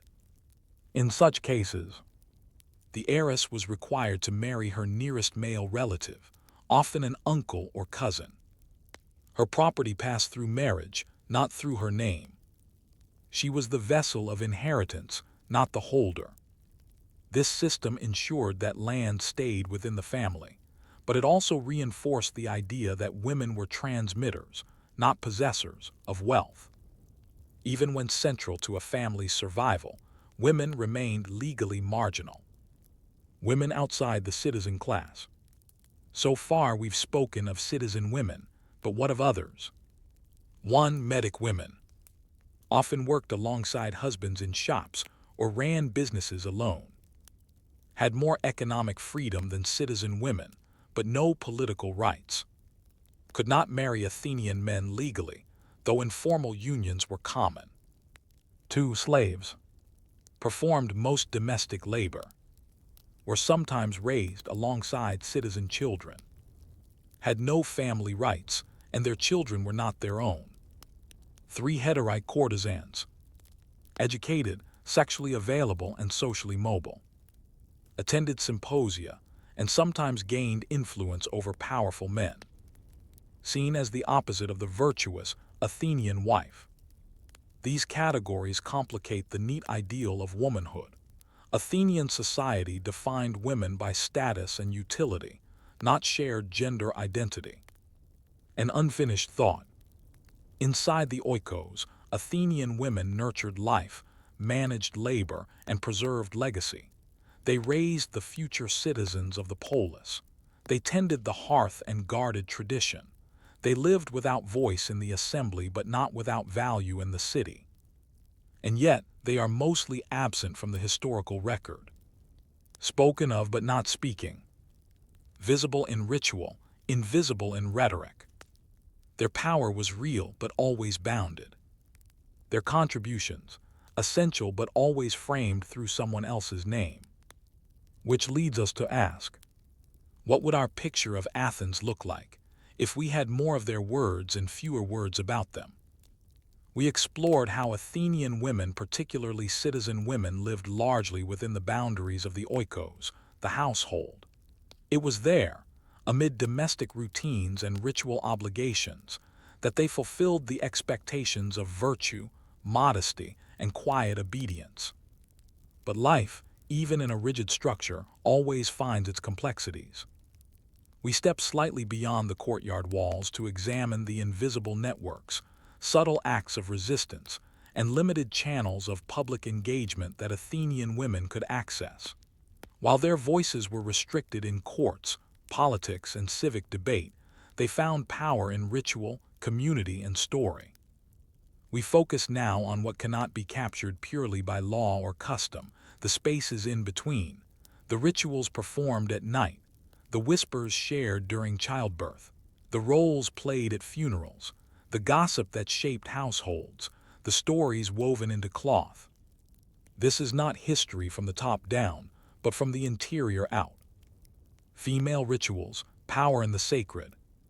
Religion in Athens offered women their most visible public participation not through civic power, but through sacred duty. We briefly mentioned the thesmophoria in the previous section. Let's return to it more closely now, because it reveals an alternative world, one in which women held exclusive spiritual authority. Thesmophoria, women-only authority. Held in honor of Demeter and Persephone, this annual festival was one of the few times Athenian women could gather in public without male oversight. For several days in autumn, married citizen women camped together on a hill, the Pnyx, or sometimes other sacred grounds. They conducted secret rituals, burying and later retrieving decayed piglets and other offerings, symbolizing fertility and rebirth. No men were allowed. The precise rituals were a closely guarded secret, passed between generations. In these liminal, hidden rites, women did not ask permission, they performed sacred work on behalf of the city. This wasn't subversive, it was central to civic religion. It was a quiet kind of authority that bypassed political speech. Gossip and domestic surveillance. Athenian households may have been isolated, but they were rarely silent. Women visited one another's homes, exchanged favors, and shared stories at public fountains or during religious festivals. In these informal settings, information flowed and gossip was power. Consider this passage from a forensic speech by Lysias, in which a man accuses his wife's slave of acting as a go-between in an affair. She used to go out to fetch bread and come back with messages. I began to suspect something. The speech is about betrayal, but it also reveals something else. Women moved through the city. They talked, they observed, and they passed news along. In an honor-based society, where reputation could determine lawsuits, marriages, and alliances, women's voices in private had public consequences.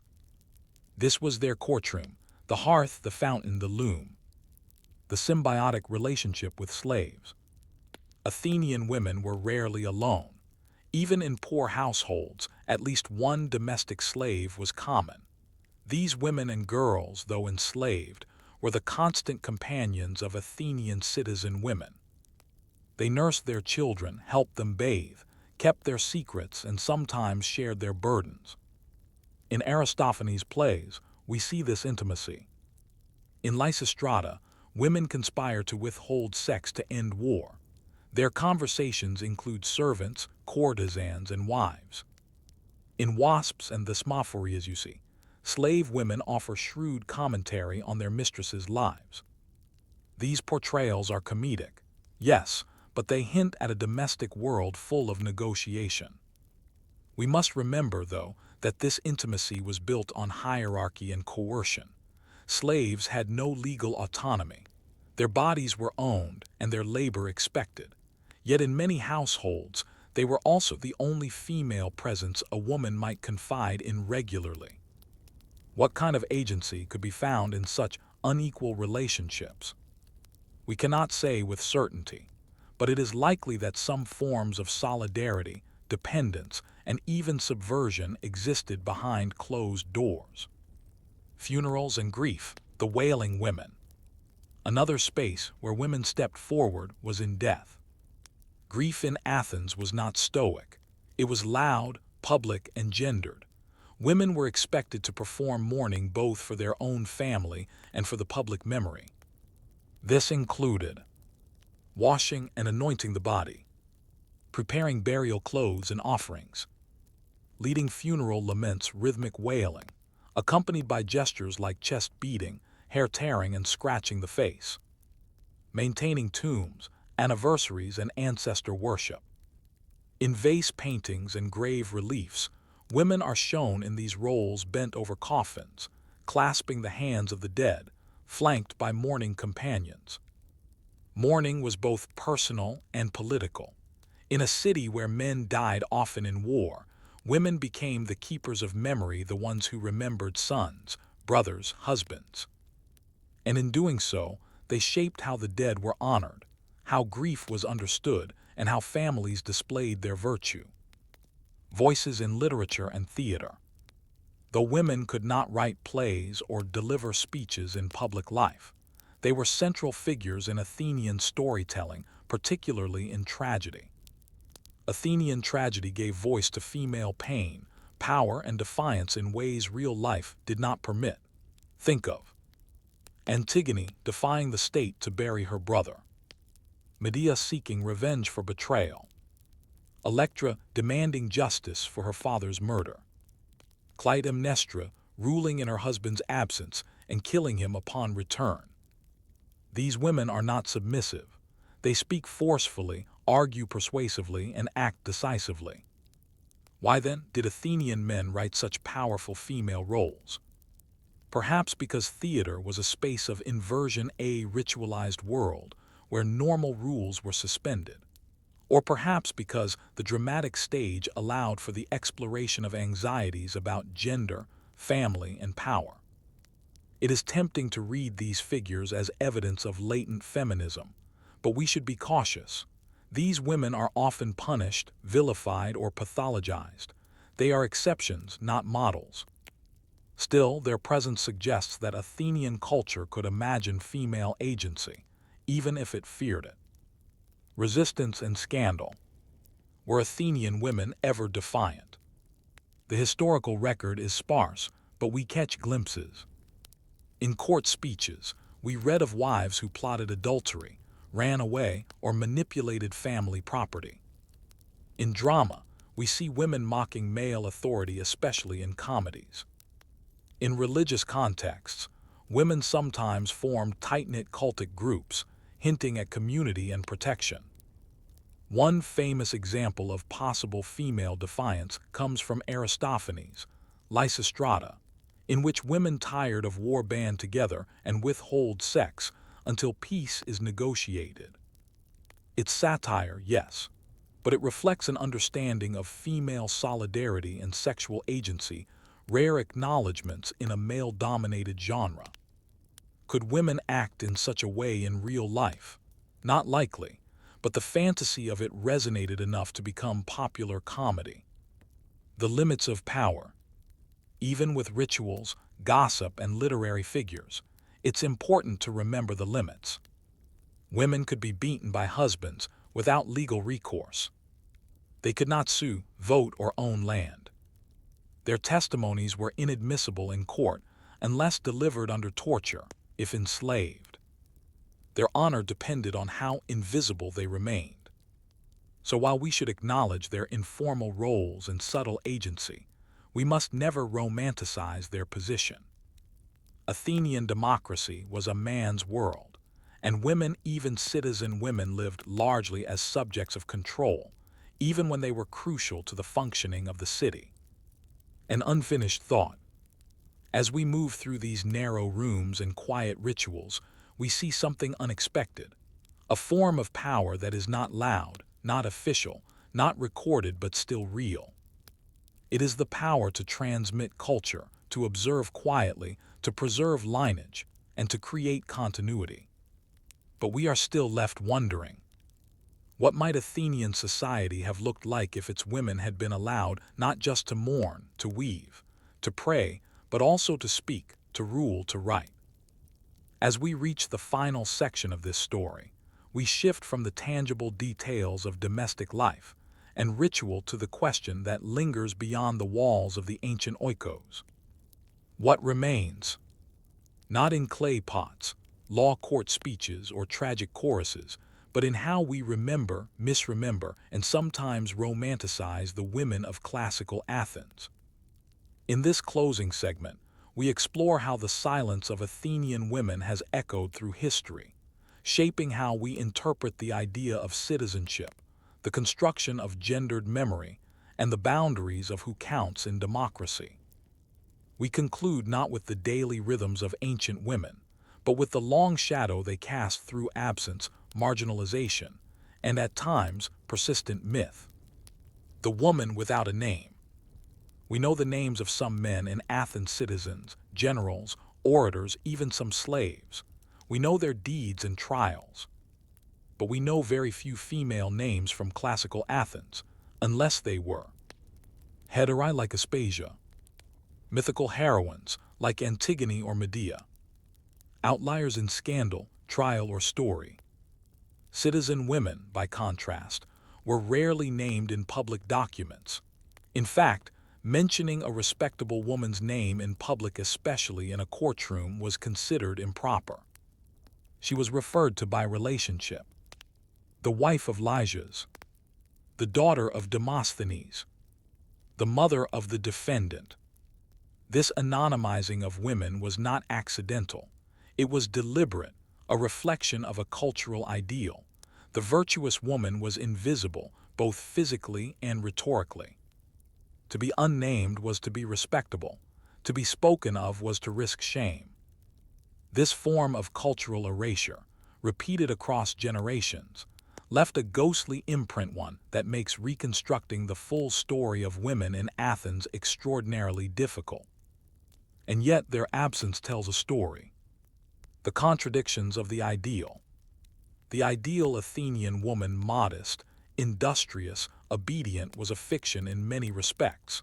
It was a normative aspiration, but one constantly undermined by economic necessity, legal contradiction, the reality of human behavior. We've seen that citizen women had to manage estates during wars or when husbands died, had to navigate complex relationships with slaves and medics, were legally marginal, yet central to inheritance and lineage. The state's dependence on women's reproductive and domestic labor existed alongside its denial of their political personhood. This contradiction persisted quietly, and in that quiet, a form of powerlessness solidified into cultural permanence. Even in later philosophical debates such as those of Aristotle, the woman remains a natural subordinate, biologically and morally less suited to reason, agency, or rule. This belief, codified in classical thought, would influence not just Athens but much of the Western intellectual tradition. Women in the democracy that was. Athenian democracy is often celebrated as the cradle of Western political thought, but for many modern historians, this celebration must come with a footnote or several. Democracy in Athens excluded women, slaves, medics, resident foreigners, children. In practice, this meant that only 10–15% of the population could vote or speak in the assembly. Citizen women were not simply apolitical, they were non-political by design. The democratic ideal was built not only on freedom, but also on exclusion. The irony is striking. The polis as a concept depended on the oikos. The male citizen's leisure to debate, vote, and fight wars was made possible by the labor of women and slaves. Women bore and raised the very citizens who would later govern, yet they themselves were seen as incapable of governance. The Athenian woman was, in effect, a citizen without citizenship. Echoes in later thought. The idea of the silent, supportive woman would continue to reverberate through later eras. In Rome, early Christianity, and even Enlightenment thought, the influence of Athenian norms persisted in various forms. The Roman matron was praised for virtue and domestic management. Christian saints and martyrs often modeled submission and piety. 18th century Republican ideals still limited the political role of women to motherhood and morality.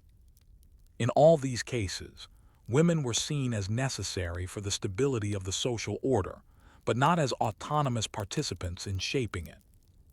Even in modern democracies, the rhetoric of Athenian ideals is often invoked without full acknowledgement of the exclusions it entailed.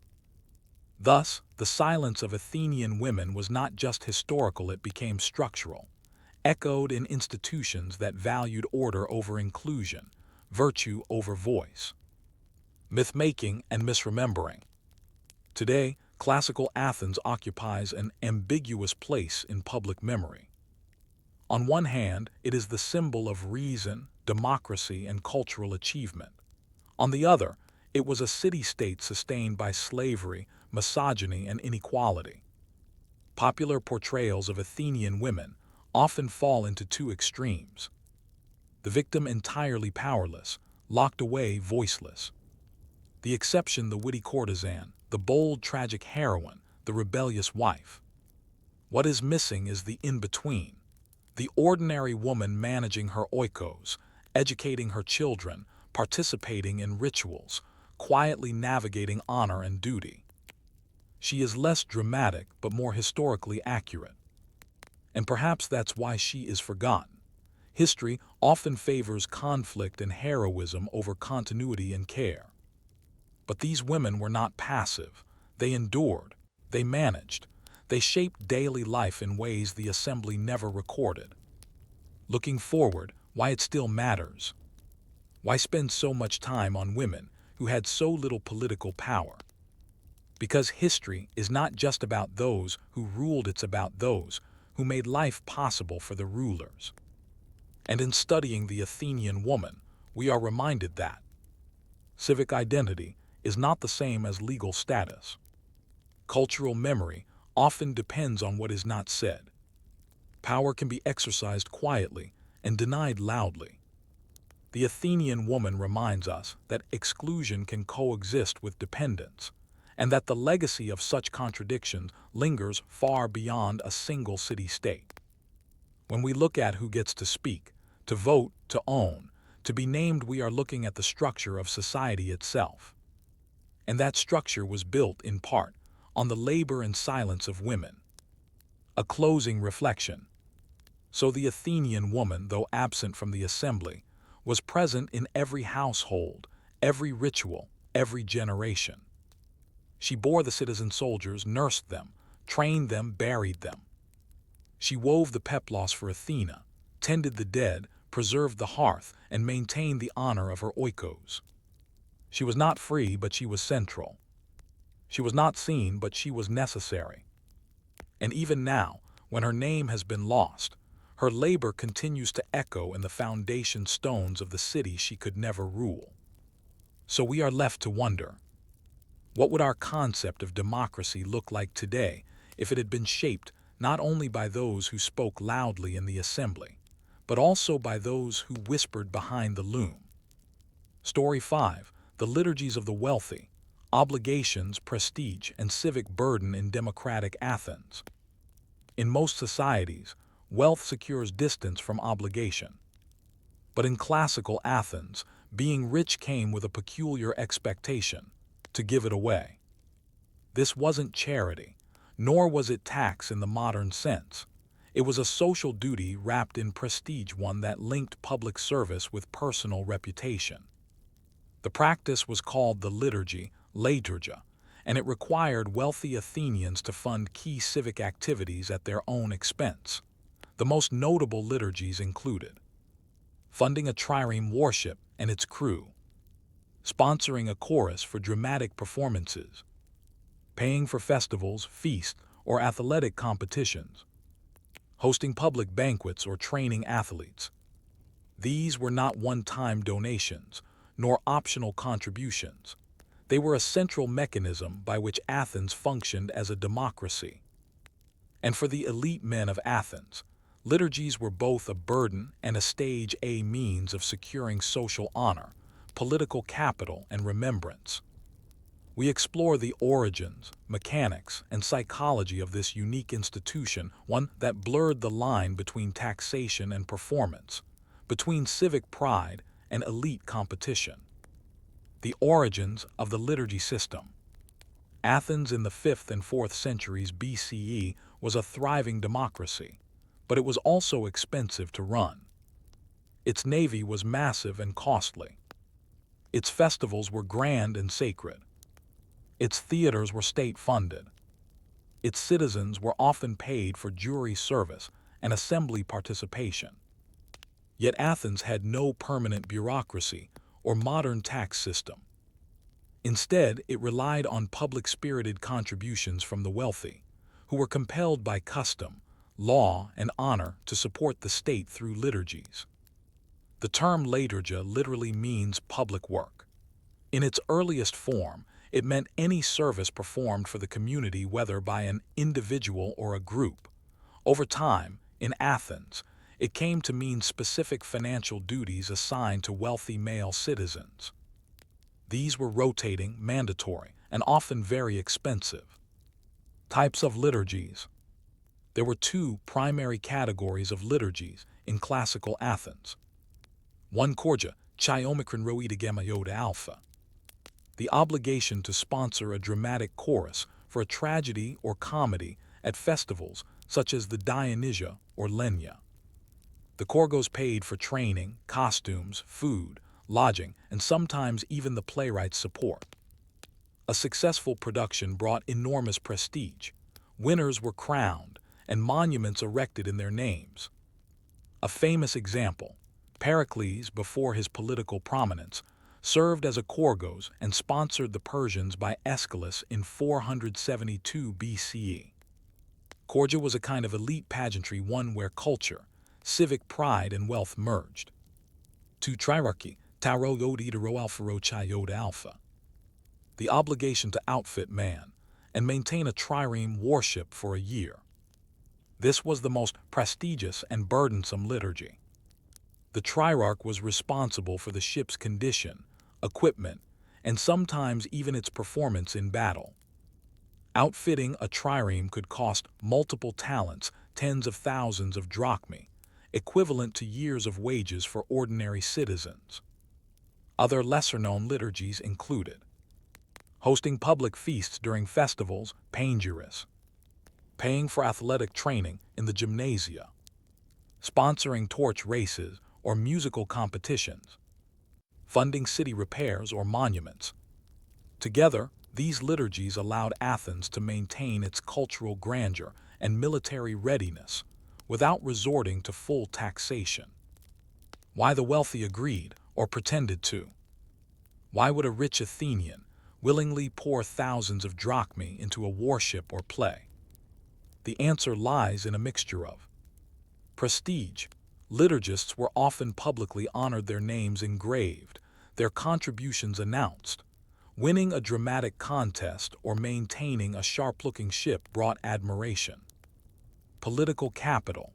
A generous liturgist could gain popularity, which helped in later bids for office or influence. Social pressure. Refusing a liturgy could result in loss of reputation, legal challenges, or public mockery. Competition. Among elites, outdoing one another in lavish contributions became a social sport, an aristocratic echo within a democratic framework.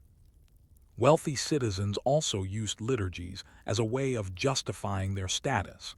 By funding civic life, they showed that their wealth benefited the city, not just themselves. In a sense, it was a ritual of belonging, a way for the rich to remain part of a society that officially treated all citizens as equals. The legal mechanism, antidosis. What if a wealthy man tried to avoid his liturgical duty? He could legally claim that someone else was richer and should bear the burden instead. This claim led to a process called antidosis, exchange, where the two men had to either swap their entire estates, meaning they had to be confident in their wealth comparison, or go to court, where the city would judge who was wealthier and should perform the liturgy. This system may sound dramatic, and it was. It relied on public scrutiny of private wealth and played into the Athenian suspicion of hidden fortunes. Famous orator Isocrates wrote a speech titled Antidosis, imagining himself defending his public service record against such a charge. Even in a democracy, wealth was treated with both respect and suspicion, and liturgies were one way of managing that tension. Social theater, when duty becomes display. Liturgies were not performed quietly. A successful Chorgos might build a monument like the still-standing choragic monument of Lysicrates, which celebrates a victory in the Dionysia. Triarchs might display their ship in full dress, parade the crew, or even arrange for public viewing. Inscriptions, statues, feasts, and rumors all serve to amplify the gesture, to make the contribution not just civic, but narrative. In this way, Athens created a system where rich men could be useful, but only so long as they were seen to be useful. It was, in a sense, a publicity-driven tax. The hidden grumblings. Not all liturgists were willing. Some tried to minimize costs, share burdens, or perform reluctantly. There were options for the unwilling. Co-liturgy. Two men could jointly perform a liturgy to split the cost. Postponement. Pleading hardship or recent service could delay obligation. Exemption. Some offices or recent liturgies granted temporary immunity. And of course, clever accounting and under-the-table arrangements were not unknown. Still, evading a liturgy came with a price: public shamming. Athens had no newspapers, but it had gossip, speeches, and theater, all capable of turning a stingy liturgist into a punchline. An unfinished thought. The liturgy system reveals a strange truth about democracy in Athens. It depended not just on the equality of citizens, but on the willing inequality of the elite, their resources, their vanity, and their hunger for glory. But what happens when the rich lose interest in public performance? When prestige no longer outweighs cost? When civic duty gives way to private luxury? These questions would begin to matter as Athens' fortunes shifted, and as we'll explore next, the liturgy system would soon be tested by war, debt, and growing resentment. In the golden years of the 5th century BCE, Athens' liturgy system operated like a well-rehearsed play, a stage where wealthy men displayed civic virtue and competed for prestige. As long as the economy grew, naval victories stacked up, and festivals dazzled citizens, the system worked. But history rarely stays golden. By the end of the 5th century, Athens was facing war fatigue, financial strain, and deepening social tensions.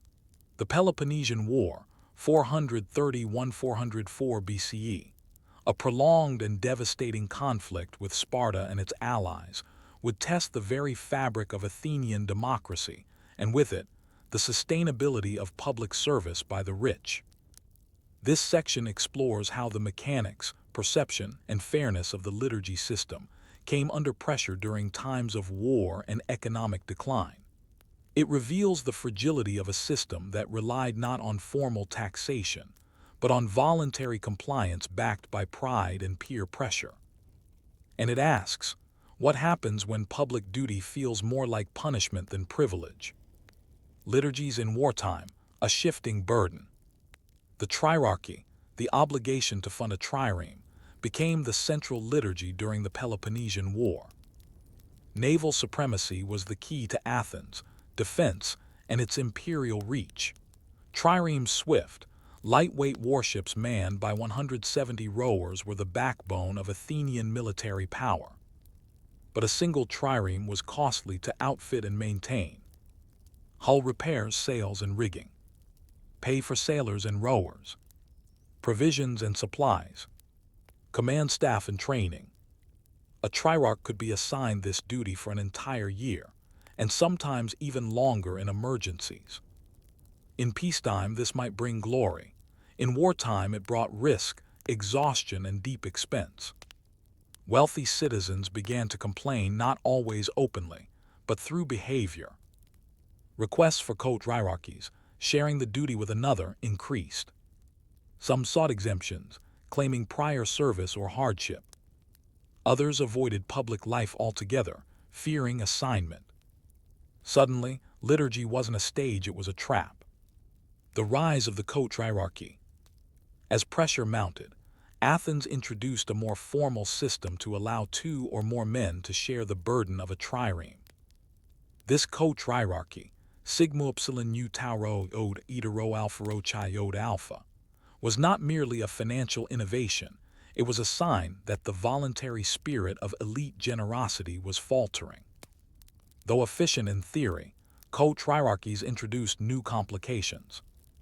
Disputes over management and expense sharing. Blame shifting if ships performed poorly. Diminished individual prestige. Liturgists now faced attention, duty, or dignity. By splitting the honor, they reduced their personal glory but also their personal loss. This slow dilution of prestige marked the beginning of liturgical fatigue, a condition increasingly visible in the later 5th and 4th centuries. The case of Andicides, a cautious benefactor. One of the clearest glimpses into the complex feelings of wealthy Athenians comes from Andicides, an orator and businessman active during and after the Peloponnesian War. In his speech on the Mysteries, Andicides defends himself against charges of impiety, but also takes the opportunity to brag subtly about his civic service. I equipped a trireme for the city. I contributed grain during a famine. I have never shirked my obligations.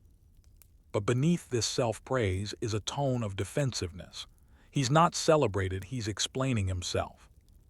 He anticipates resentment. In this, Andicides reflects the new reality. Wealth had become a liability, and the liturgist, once a hero, was now viewed with suspicion or envy.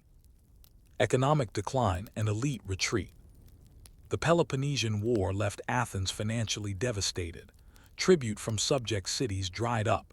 Trade routes were disrupted. Grain imports became unreliable. The silver mines at Laurion were under threat. In this context, the state grew more dependent on liturgies, just as the elite grew more reluctant to give. Public spirit collided with private hardship. Liturgists began to hide their wealth, transfer it abroad, or claim poverty. The courts saw an increase in antidosis cases, as citizens accused one another of being richer and therefore more deserving of burden. Trust eroded. And with trust went cohesion, the sense that Athens was a shared project rather than a battlefield of self-interest. Mythos versus liturgy, competing ideals. At the same time, The poorer citizens of Athens increasingly relied on misthos state pay for jury service, assembly participation, and festivals. Misthos was seen by many elites as a corruption of civic virtue. To them, it was the state bribing the poor to participate in democracy, a dangerous path. But for ordinary citizens, misthos was a lifeline, and it created a contrast. The rich were asked to give more through liturgies. The poor were paid more through misthos. Both sides resented the other. This tension eventually fueled class divisions and political instability. Oligarchic sympathizers criticized the growing empowerment of the poor. Radical Democrats pushed for broader redistribution and scrutiny of wealth. The liturgy system, once a bridge between classes, became a lightning rod for division. Liturgies and the fall of the empire. By the time the Peloponnesian War ended in 404 BCE, with Athens defeated and briefly ruled by an oligarchic junta, the 30 tyrants, the liturgical ideal had suffered serious damage. Under the 30, democratic institutions were suspended. Liturgies were largely frozen. Property confiscations replaced voluntary contributions. Though democracy was restored in 403 BCE, the post-war era was marked by anxiety about wealth, duty, and fairness. Some liturgies returned, but with more oversight and more suspicion. New laws were introduced to monitor elite behavior. Citizens were encouraged to denounce hidden wealth.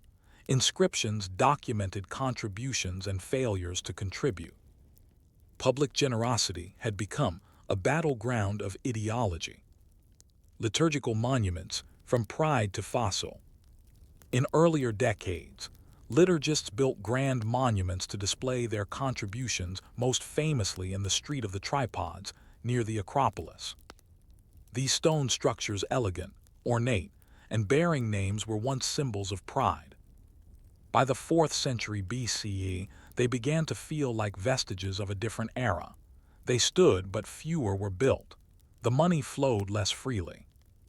And to the growing number of poor and disenfranchised Athenians, these monuments were not inspiring, they were reminders of privilege, and perhaps unearned glory.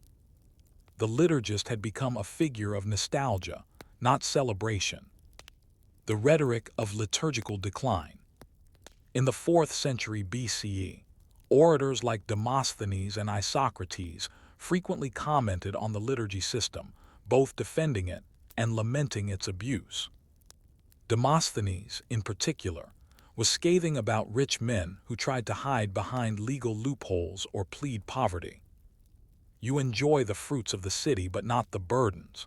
You wish to be citizens only in time of peace, not in time of danger. This rhetoric reveals the changing mood. Liturgies were still legally required, but the spirit of willing sacrifice had eroded. The ideal of the noble, generous liturgist had given way to the calculating, reluctant taxpayer, a shift that many Athenians saw as symbolic of broader civic decline. An unresolved question. The liturgy system, part tax, part performance, part tradition, worked only as long as prestige outweighed cost, and community spirit outweighed resentment. But what happens when that balance collapses? When civic obligation becomes mere compliance? When generosity becomes an economic liability, not a public virtue?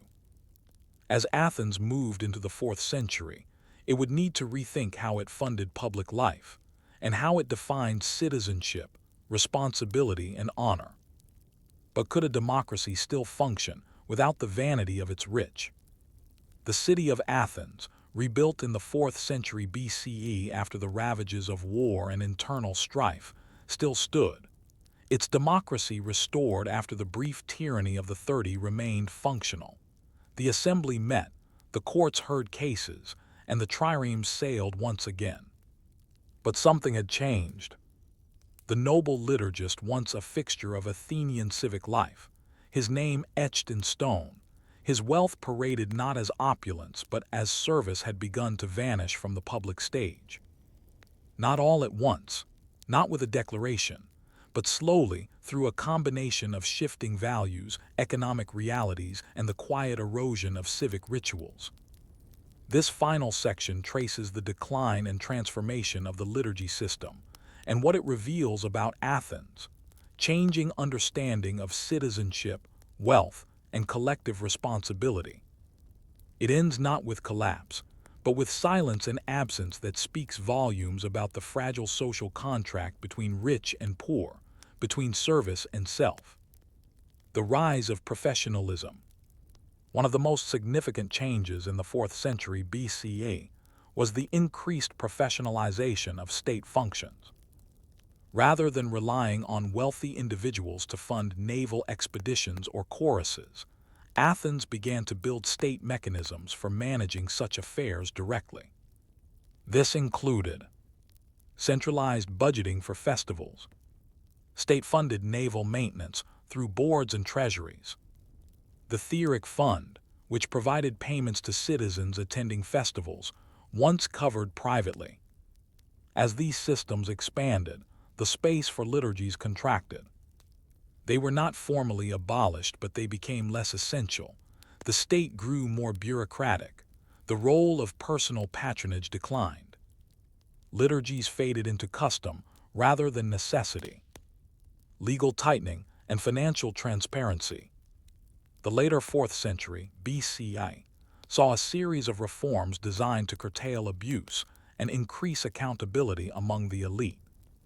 Laws were passed that required public registration of property for liturgical assessment, established boards to assign liturgies based on ranked wealth, allowed the state to challenge hidden assets.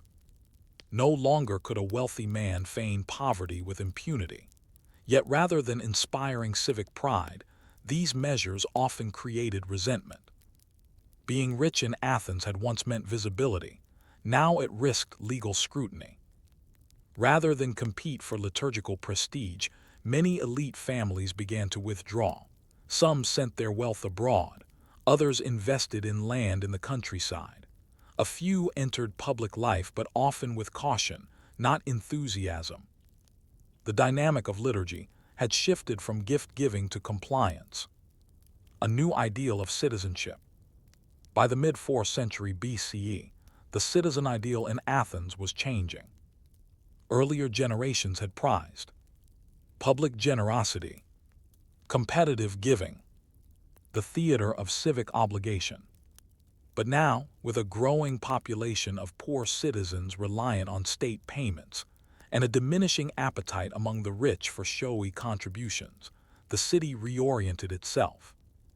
The focus shifted to equality before the law, isonomia, legal accountability for all, modesty in public life. Civic virtue became less about performance and more about stability. This was not necessarily a decline, it was a different vision of democracy, one based more on procedures than personalities. But in this vision, the liturgist had little place. The changing status of public monuments, the physical legacy of the liturgies, remained at least for a while. The choragic monument of Lysicrates, built in 334 BCE, was one of the last major examples of its kind. Its elegant Corinthian column and inscription celebrated a victory in the dramatic festivals. But as time passed, newer monuments grew smaller, more discreet, or disappeared altogether. By the Hellenistic period, after the rise of Macedon and the diminishing independence of Athens, the liturgy system was effectively obsolete. Later citizens and historians would walk past the aging monuments and see in them a lost world, a time when rich men outfitted ships, hosted feasts, and trained choruses not for power, but for honor. Now wealth spoke in other tongues, influence, alliances, foreign investments. The theater of civic giving had ended. The orator's lament. Orators like Demosthenes, even as late as the 330s BCE, still referenced liturgies in their speeches. They appealed to tradition, invoking the noble past. Our ancestors gave generously not because they were compelled, but because they loved the city. Shall we do less in peacetime than they did in war? But these words had less weight than they once did. The audience knew that Demosthenes himself had fought legal battles to avoid a triarchy. They knew that wealthy families were more secretive, more careful, more calculating.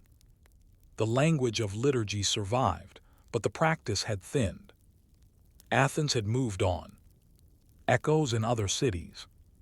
Interestingly, the idea of liturgies, or at least elite obligations, spread beyond Athens. Rhodes, Chios, and Delos developed similar systems, often modeled on Athenian traditions. Hellenistic cities continued to expect rich citizens to fund festivals or infrastructure. Roman elites later adopted forms of euergetism, voluntary public benefaction for honor and influence. But in all cases, the central tension remained: how to encourage the wealthy to give without coercing them, and how to maintain dignity while ensuring public service. Athens had offered one answer: imperfect, theatrical, noble in intent and fragile in execution. A quiet ending. No specific decree abolished liturgies in Athens. No riot or edict ended them. Instead, they dissolved slowly and invisibly as the city changed. The economy evolved. Democratic institutions matured.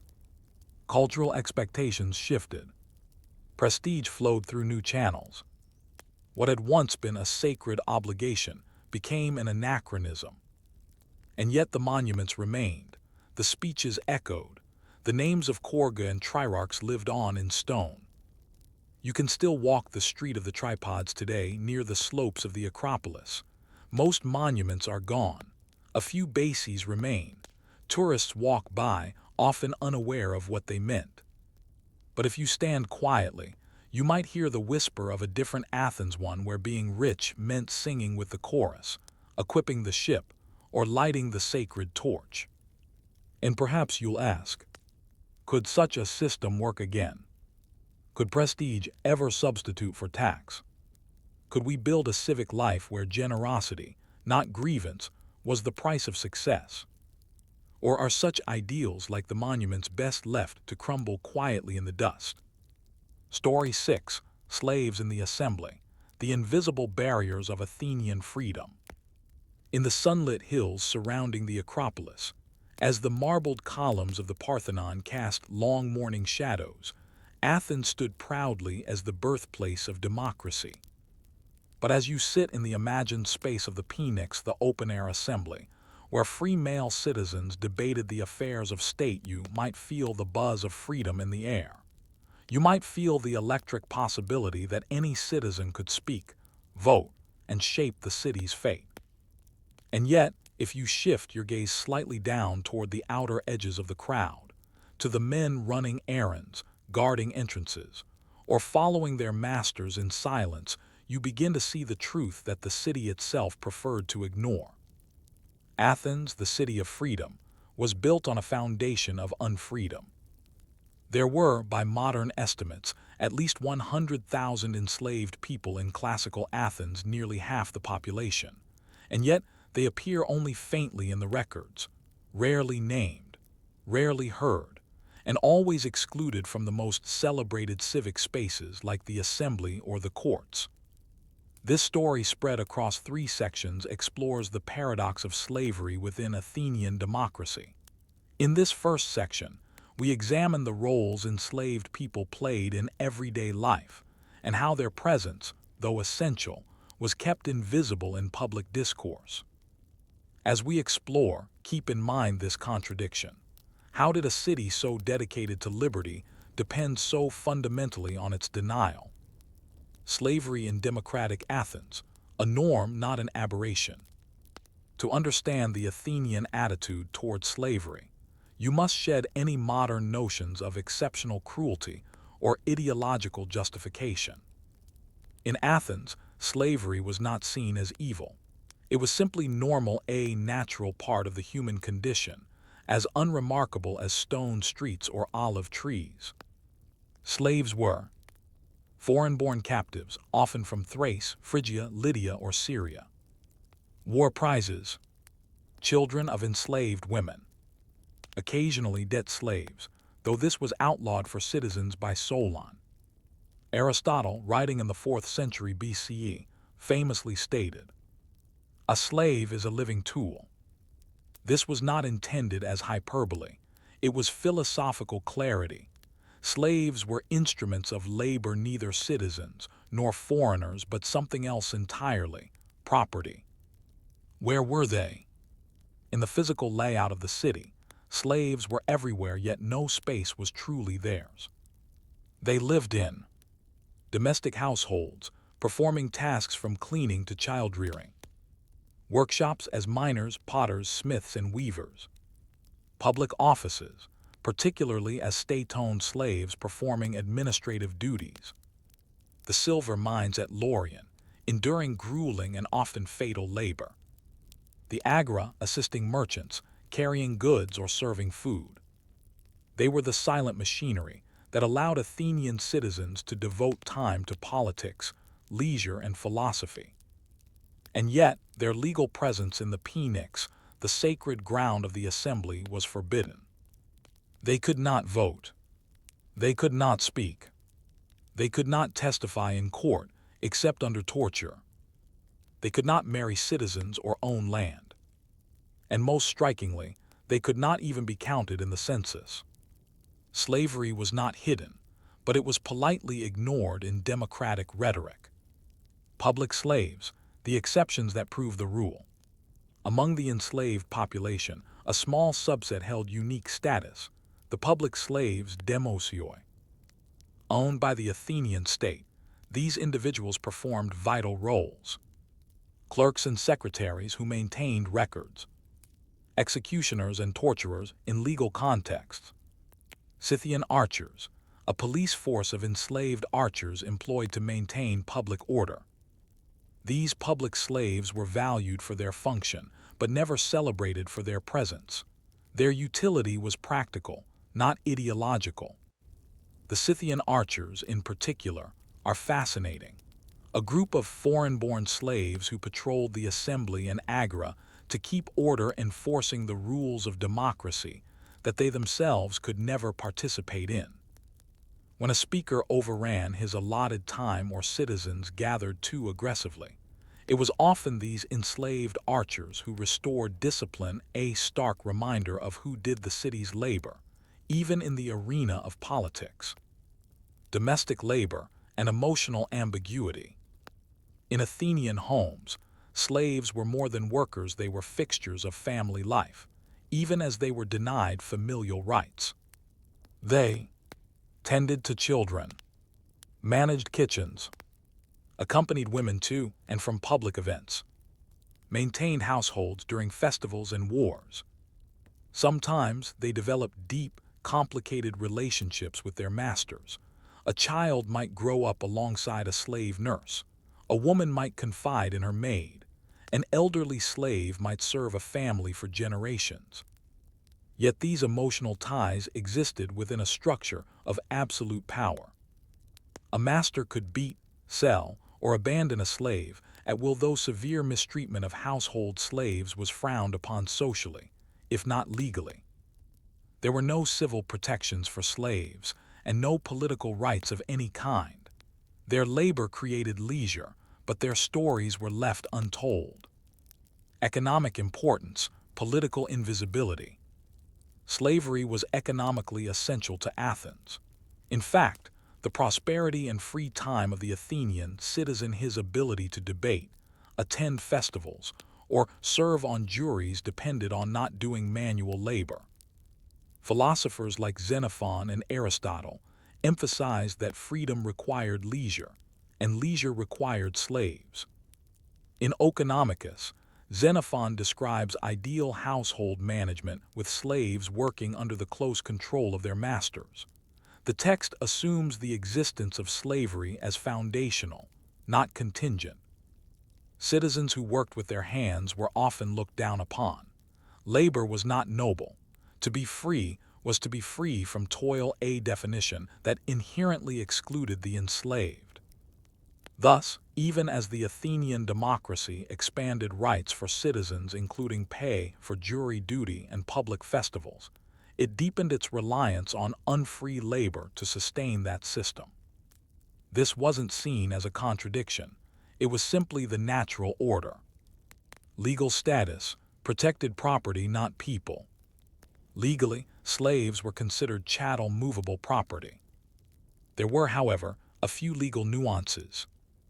Deliberate killing of a slave was technically punishable, though the penalty was often light and inconsistently enforced. Testimony from slaves in court was inadmissible unless obtained through torture, the Athenian logic being that only pain could extract truth from someone without honor. Slaves could sometimes earn money, especially in artisan trades, and in rare cases purchase their freedom. But freedom, when granted, was conditional. A freed slave, called an apolutheros, was never considered a full citizen. They remained a medex, a resident foreigner, and required a patron to remain in the city. They had no vote, no legal recourse to hold office, no inclusion in the assembly. Even freedom was not true freedom. The discomfort of silence. Despite their massive presence, slaves are nearly invisible in Athenian literature and political speeches. Orators rarely reference them. Philosophers discuss them only in passing. There are few slave narratives, no autobiographies, no recorded voices.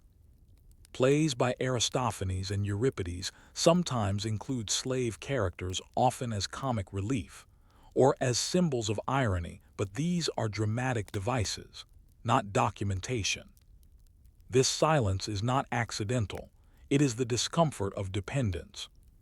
Athenian democracy prided itself on freedom, equality among citizens, and civic engagement. To acknowledge the full reality of slavery at scale, its human cost would be to question the moral foundations of the city itself. So the society looked away, even as it looked inward. A paradox at the heart of the Phoenix.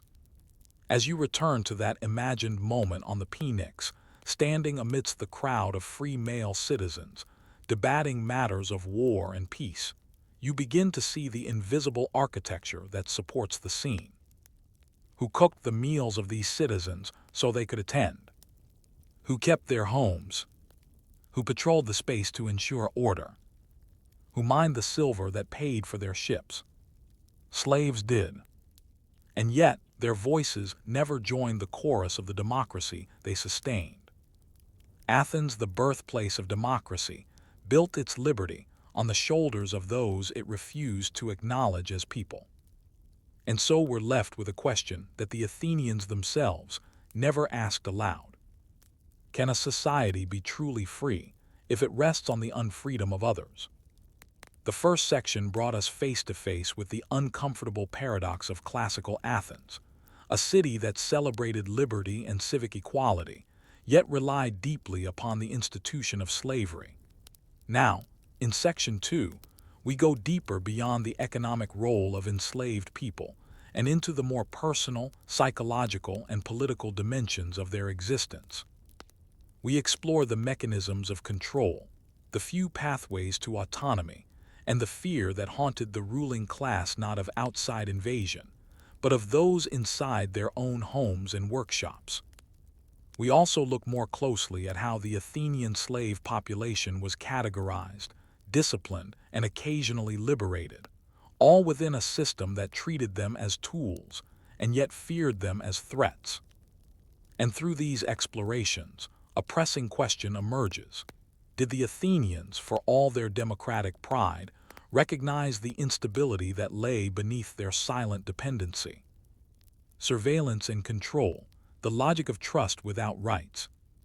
In a society where nearly half the population was enslaved, the maintenance of order required more than just physical domination.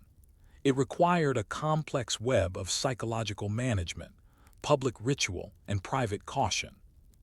There were no large plantations or barracks in Athens.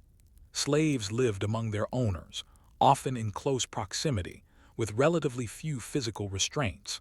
In wealthier households, dozens of enslaved men and women might serve within the walls, sleeping in small side rooms or courtyards under little direct supervision at night. How then did Athenians maintain control? Through trust carefully measured, and through fear delicately concealed. Slave owners learned to gauge mood and behavior, to reward compliance and punish deviation. Some masters formed genuine bonds with long-serving household slaves. Others relied on public punishments to deter rebellion, beatings in the street, humiliations in front of others, or the ever-present threat of sale to the mines. Slaves, in turn, became adept at reading their owners, managing their own emotions, and maintaining outward deference. A smile might conceal resentment. Silence might mask dreams of freedom. But no matter how well a slave served, they remained outside the law, with no legal claim to protection, family, or dignity. Legal testimony and the machinery of torture. One of the most telling features of Athenian slavery lies in its legal philosophy. If a case came before the court and a slave held the key to the truth, the court would not accept their testimony freely given. Instead, the law required that they be tortured, for only under pain, it was assumed, could a slave speak truthfully.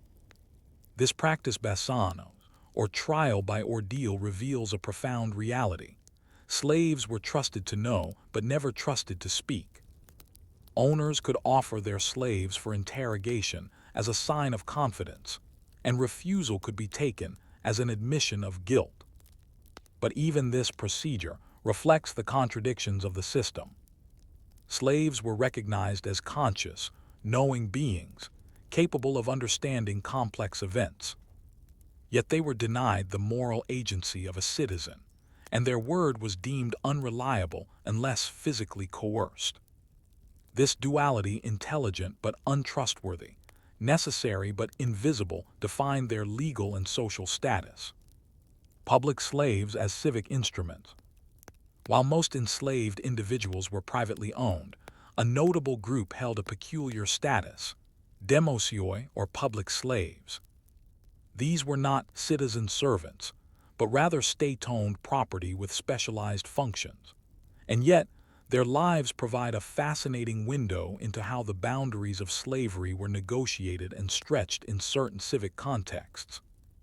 Among them were court secretaries who kept official records, heralds who announced court decisions, executioners and torturers, crucial for legal enforcement, the Scythian archers, a corps of about 300 enslaved archers who served as a quasi-police force. These public slaves were given uniforms, sometimes housing, and in rare cases, salaries or stipends. They interacted daily with citizens and may have gained a degree of social familiarity, even informal influence. And yet they could not vote, own property, or marry legally. Their elevated function did not translate into personal freedom. In essence, they represented the state's paradoxical dependence. Athens delegated democratic enforcement to men who were, by law, non-persons. Fear of revolt and the myth of the passive slave. Despite the immense enslaved population, Athens never suffered a full-scale slave revolt like the Spartacus-led uprisings of later Rome.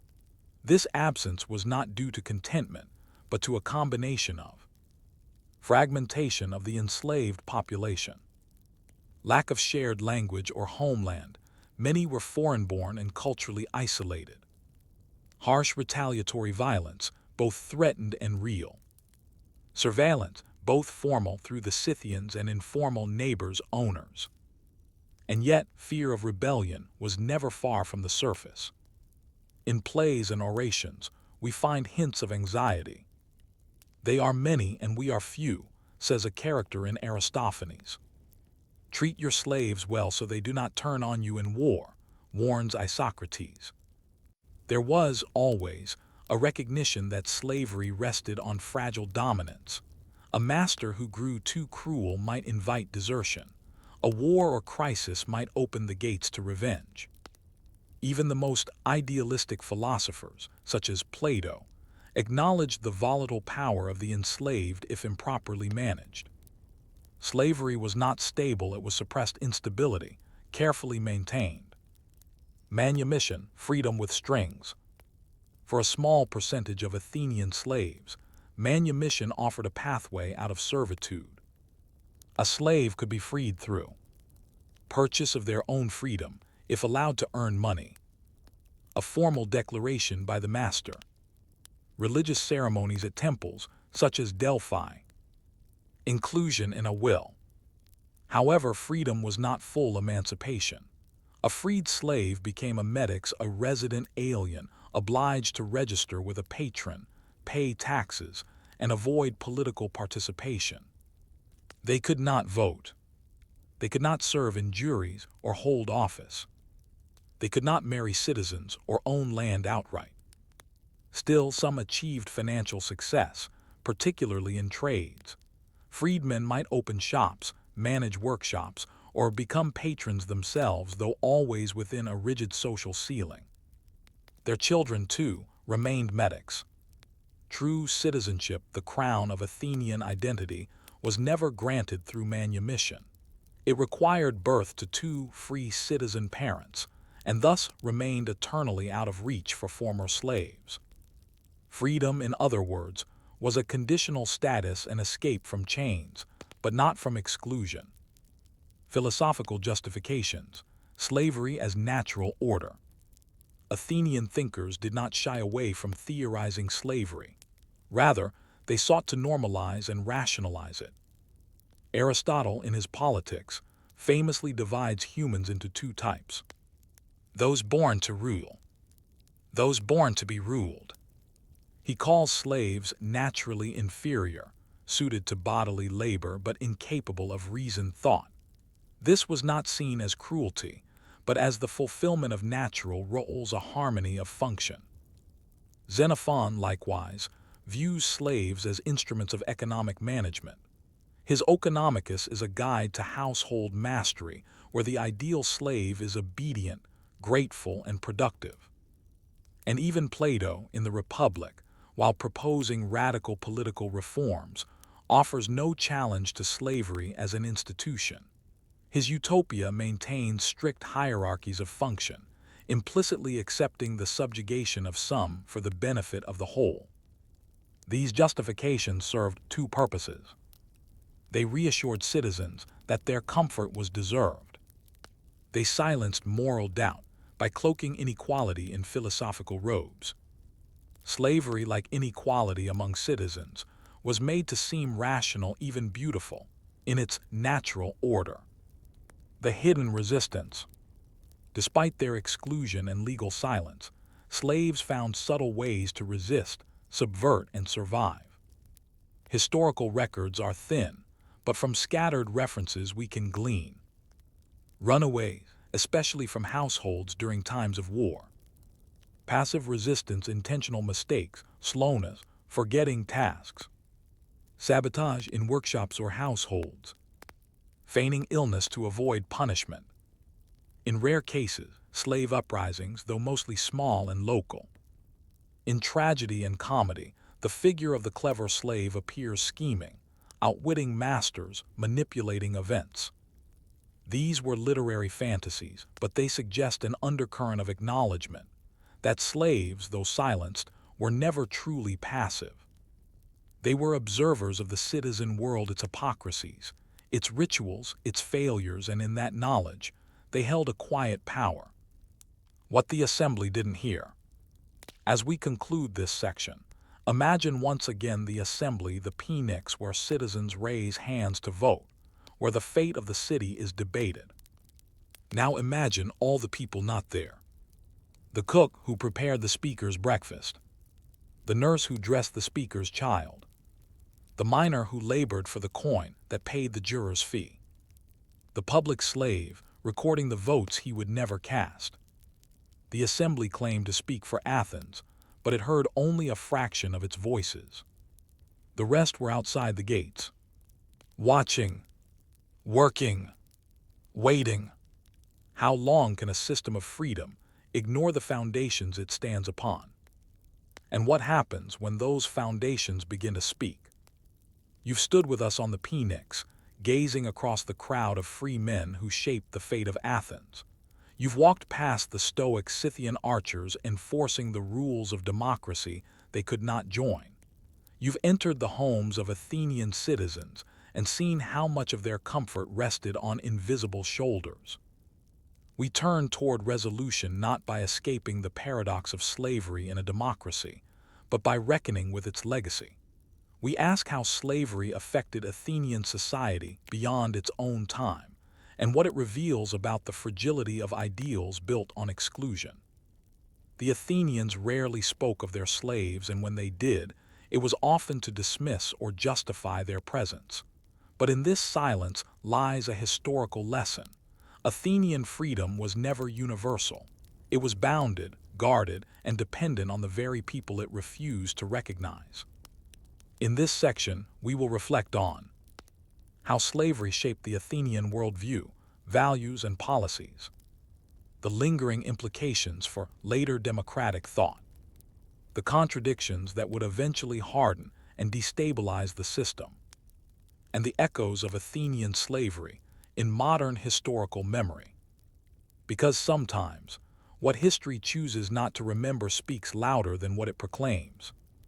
The culture of freedom built on unfreedom. At the height of Athens' power in the 5th century BCE, freedom was everywhere in speeches, festivals, political debate, and philosophical texts. And yet this was a freedom of contrast. Citizens knew they were free because others were not. Athenian culture thrived on binary categories. Free vs enslaved. Citizen versus metic. Male vs female. Public versus private. Greek versus barbarian. Each identity depended on what it excluded. To be a citizen was to have power over someone else, a woman, a metic, a slave. This culture of contrast allowed the Athenians to conceptualize liberty as something tangible, but it also made their liberty fragile. If their position atop the hierarchy weakened, their identity was threatened. In times of war, economic strain, or political upheaval, this insecurity grew. Slaves were often suspected of plotting. Medics were taxed more heavily. Women were further restricted. The city turned inward, protecting the boundaries of citizenship even more fiercely. Freedom, then, was not a universal principle, but a positional privilege. You were free only as long as someone else was not. Democracy's double blind spot. The Athenian democracy was a radical experiment in collective self-rule. It allowed unprecedented political participation for a very specific group of men. And it made two critical exclusions. It ignored the enslaved, whose labor supported the system. It excluded women, who managed households and raised future citizens. By keeping these groups outside the political sphere, Athens concentrated participation while sustaining its economy and domestic life through silent labor. This created a system of self-sustaining blindness. The citizens did not debate the morality of slavery because the system made such questions irrelevant. The assembly had no incentive to question its own foundation. Even reformers like Cleisthenes or Pericles never proposed expanding rights to enslaved or freed people. The exclusion became structural. It was not merely a social custom, it was a constitutional feature of Athenian democracy. And in that feature lay its greatest contradiction. The shadows in the agora, freed slaves in the metic trap.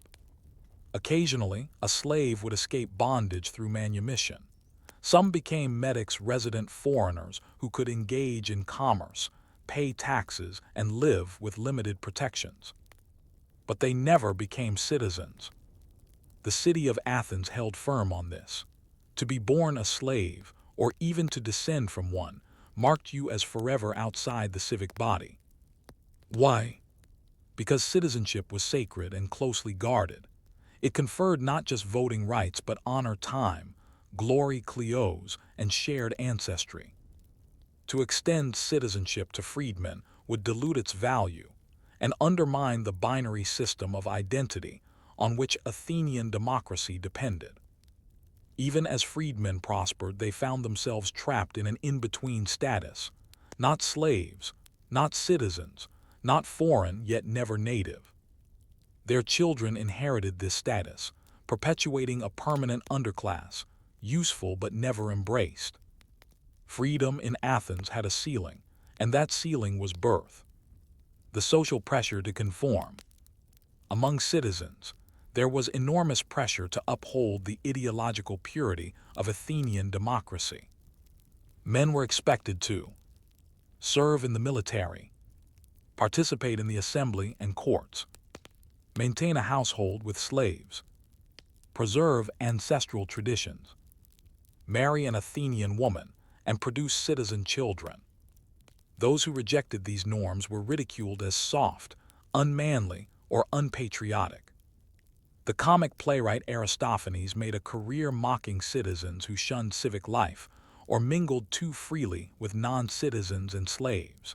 His plays, though humorous, reinforced the social boundaries of the polis. And so, even if some Athenians felt discomfort about slavery, they were unlikely to express it publicly. Conformity kept the system intact. Dissent was laughed off or, in rare cases, punished as asabeia impiety. Philosophical tensions, cracks in the armor. While most philosophers accepted slavery as natural, a few began to question the assumptions gently, indirectly. Socrates, in his dialogues, often exposes the ignorance of those who claim to know virtue. In doing so, he occasionally highlights the moral inconsistency of democratic society. Plato, though critical of democracy, imagines a world governed by philosopher kings not birth or wealth. His vision is hierarchical, but not based on slavery. Later in the Hellenistic period, thinkers like the Stoics began to argue that all humans shared reason and therefore, in a moral sense, were equal. These were not mainstream views in Athens, but they planted seeds of doubt, quiet questions whispered at the edges of the city's self-image.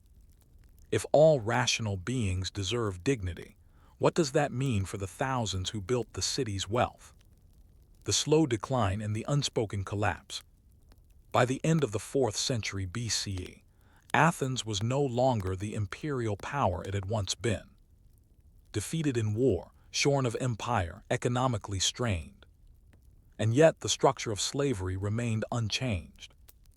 Even as democracy faltered and was eventually replaced by oligarchies and foreign rule, the slave system endured.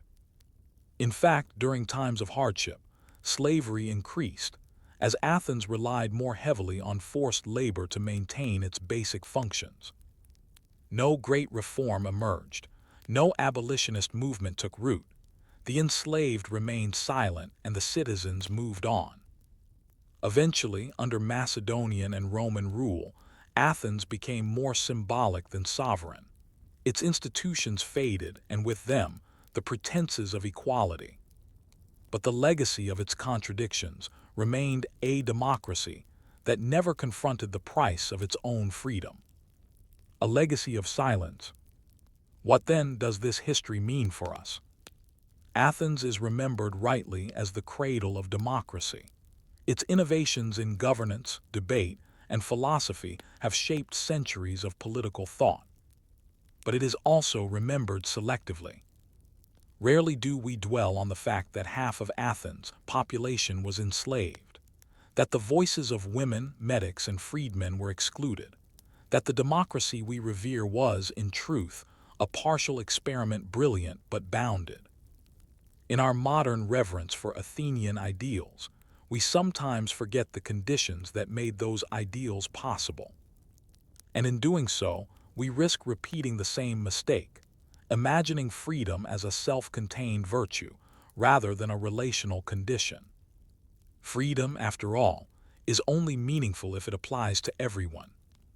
A final reflection. As you sit quietly now, Having walked through the alleys of ancient Athens past its temples and shops, through its courts and homes, consider this. What does it mean that the first democracy in human history excluded so many? What are the stories we've inherited, and what are the ones we've chosen not to tell? And finally, if the assembly had opened its gates, if a slave had risen to speak, what might they have said?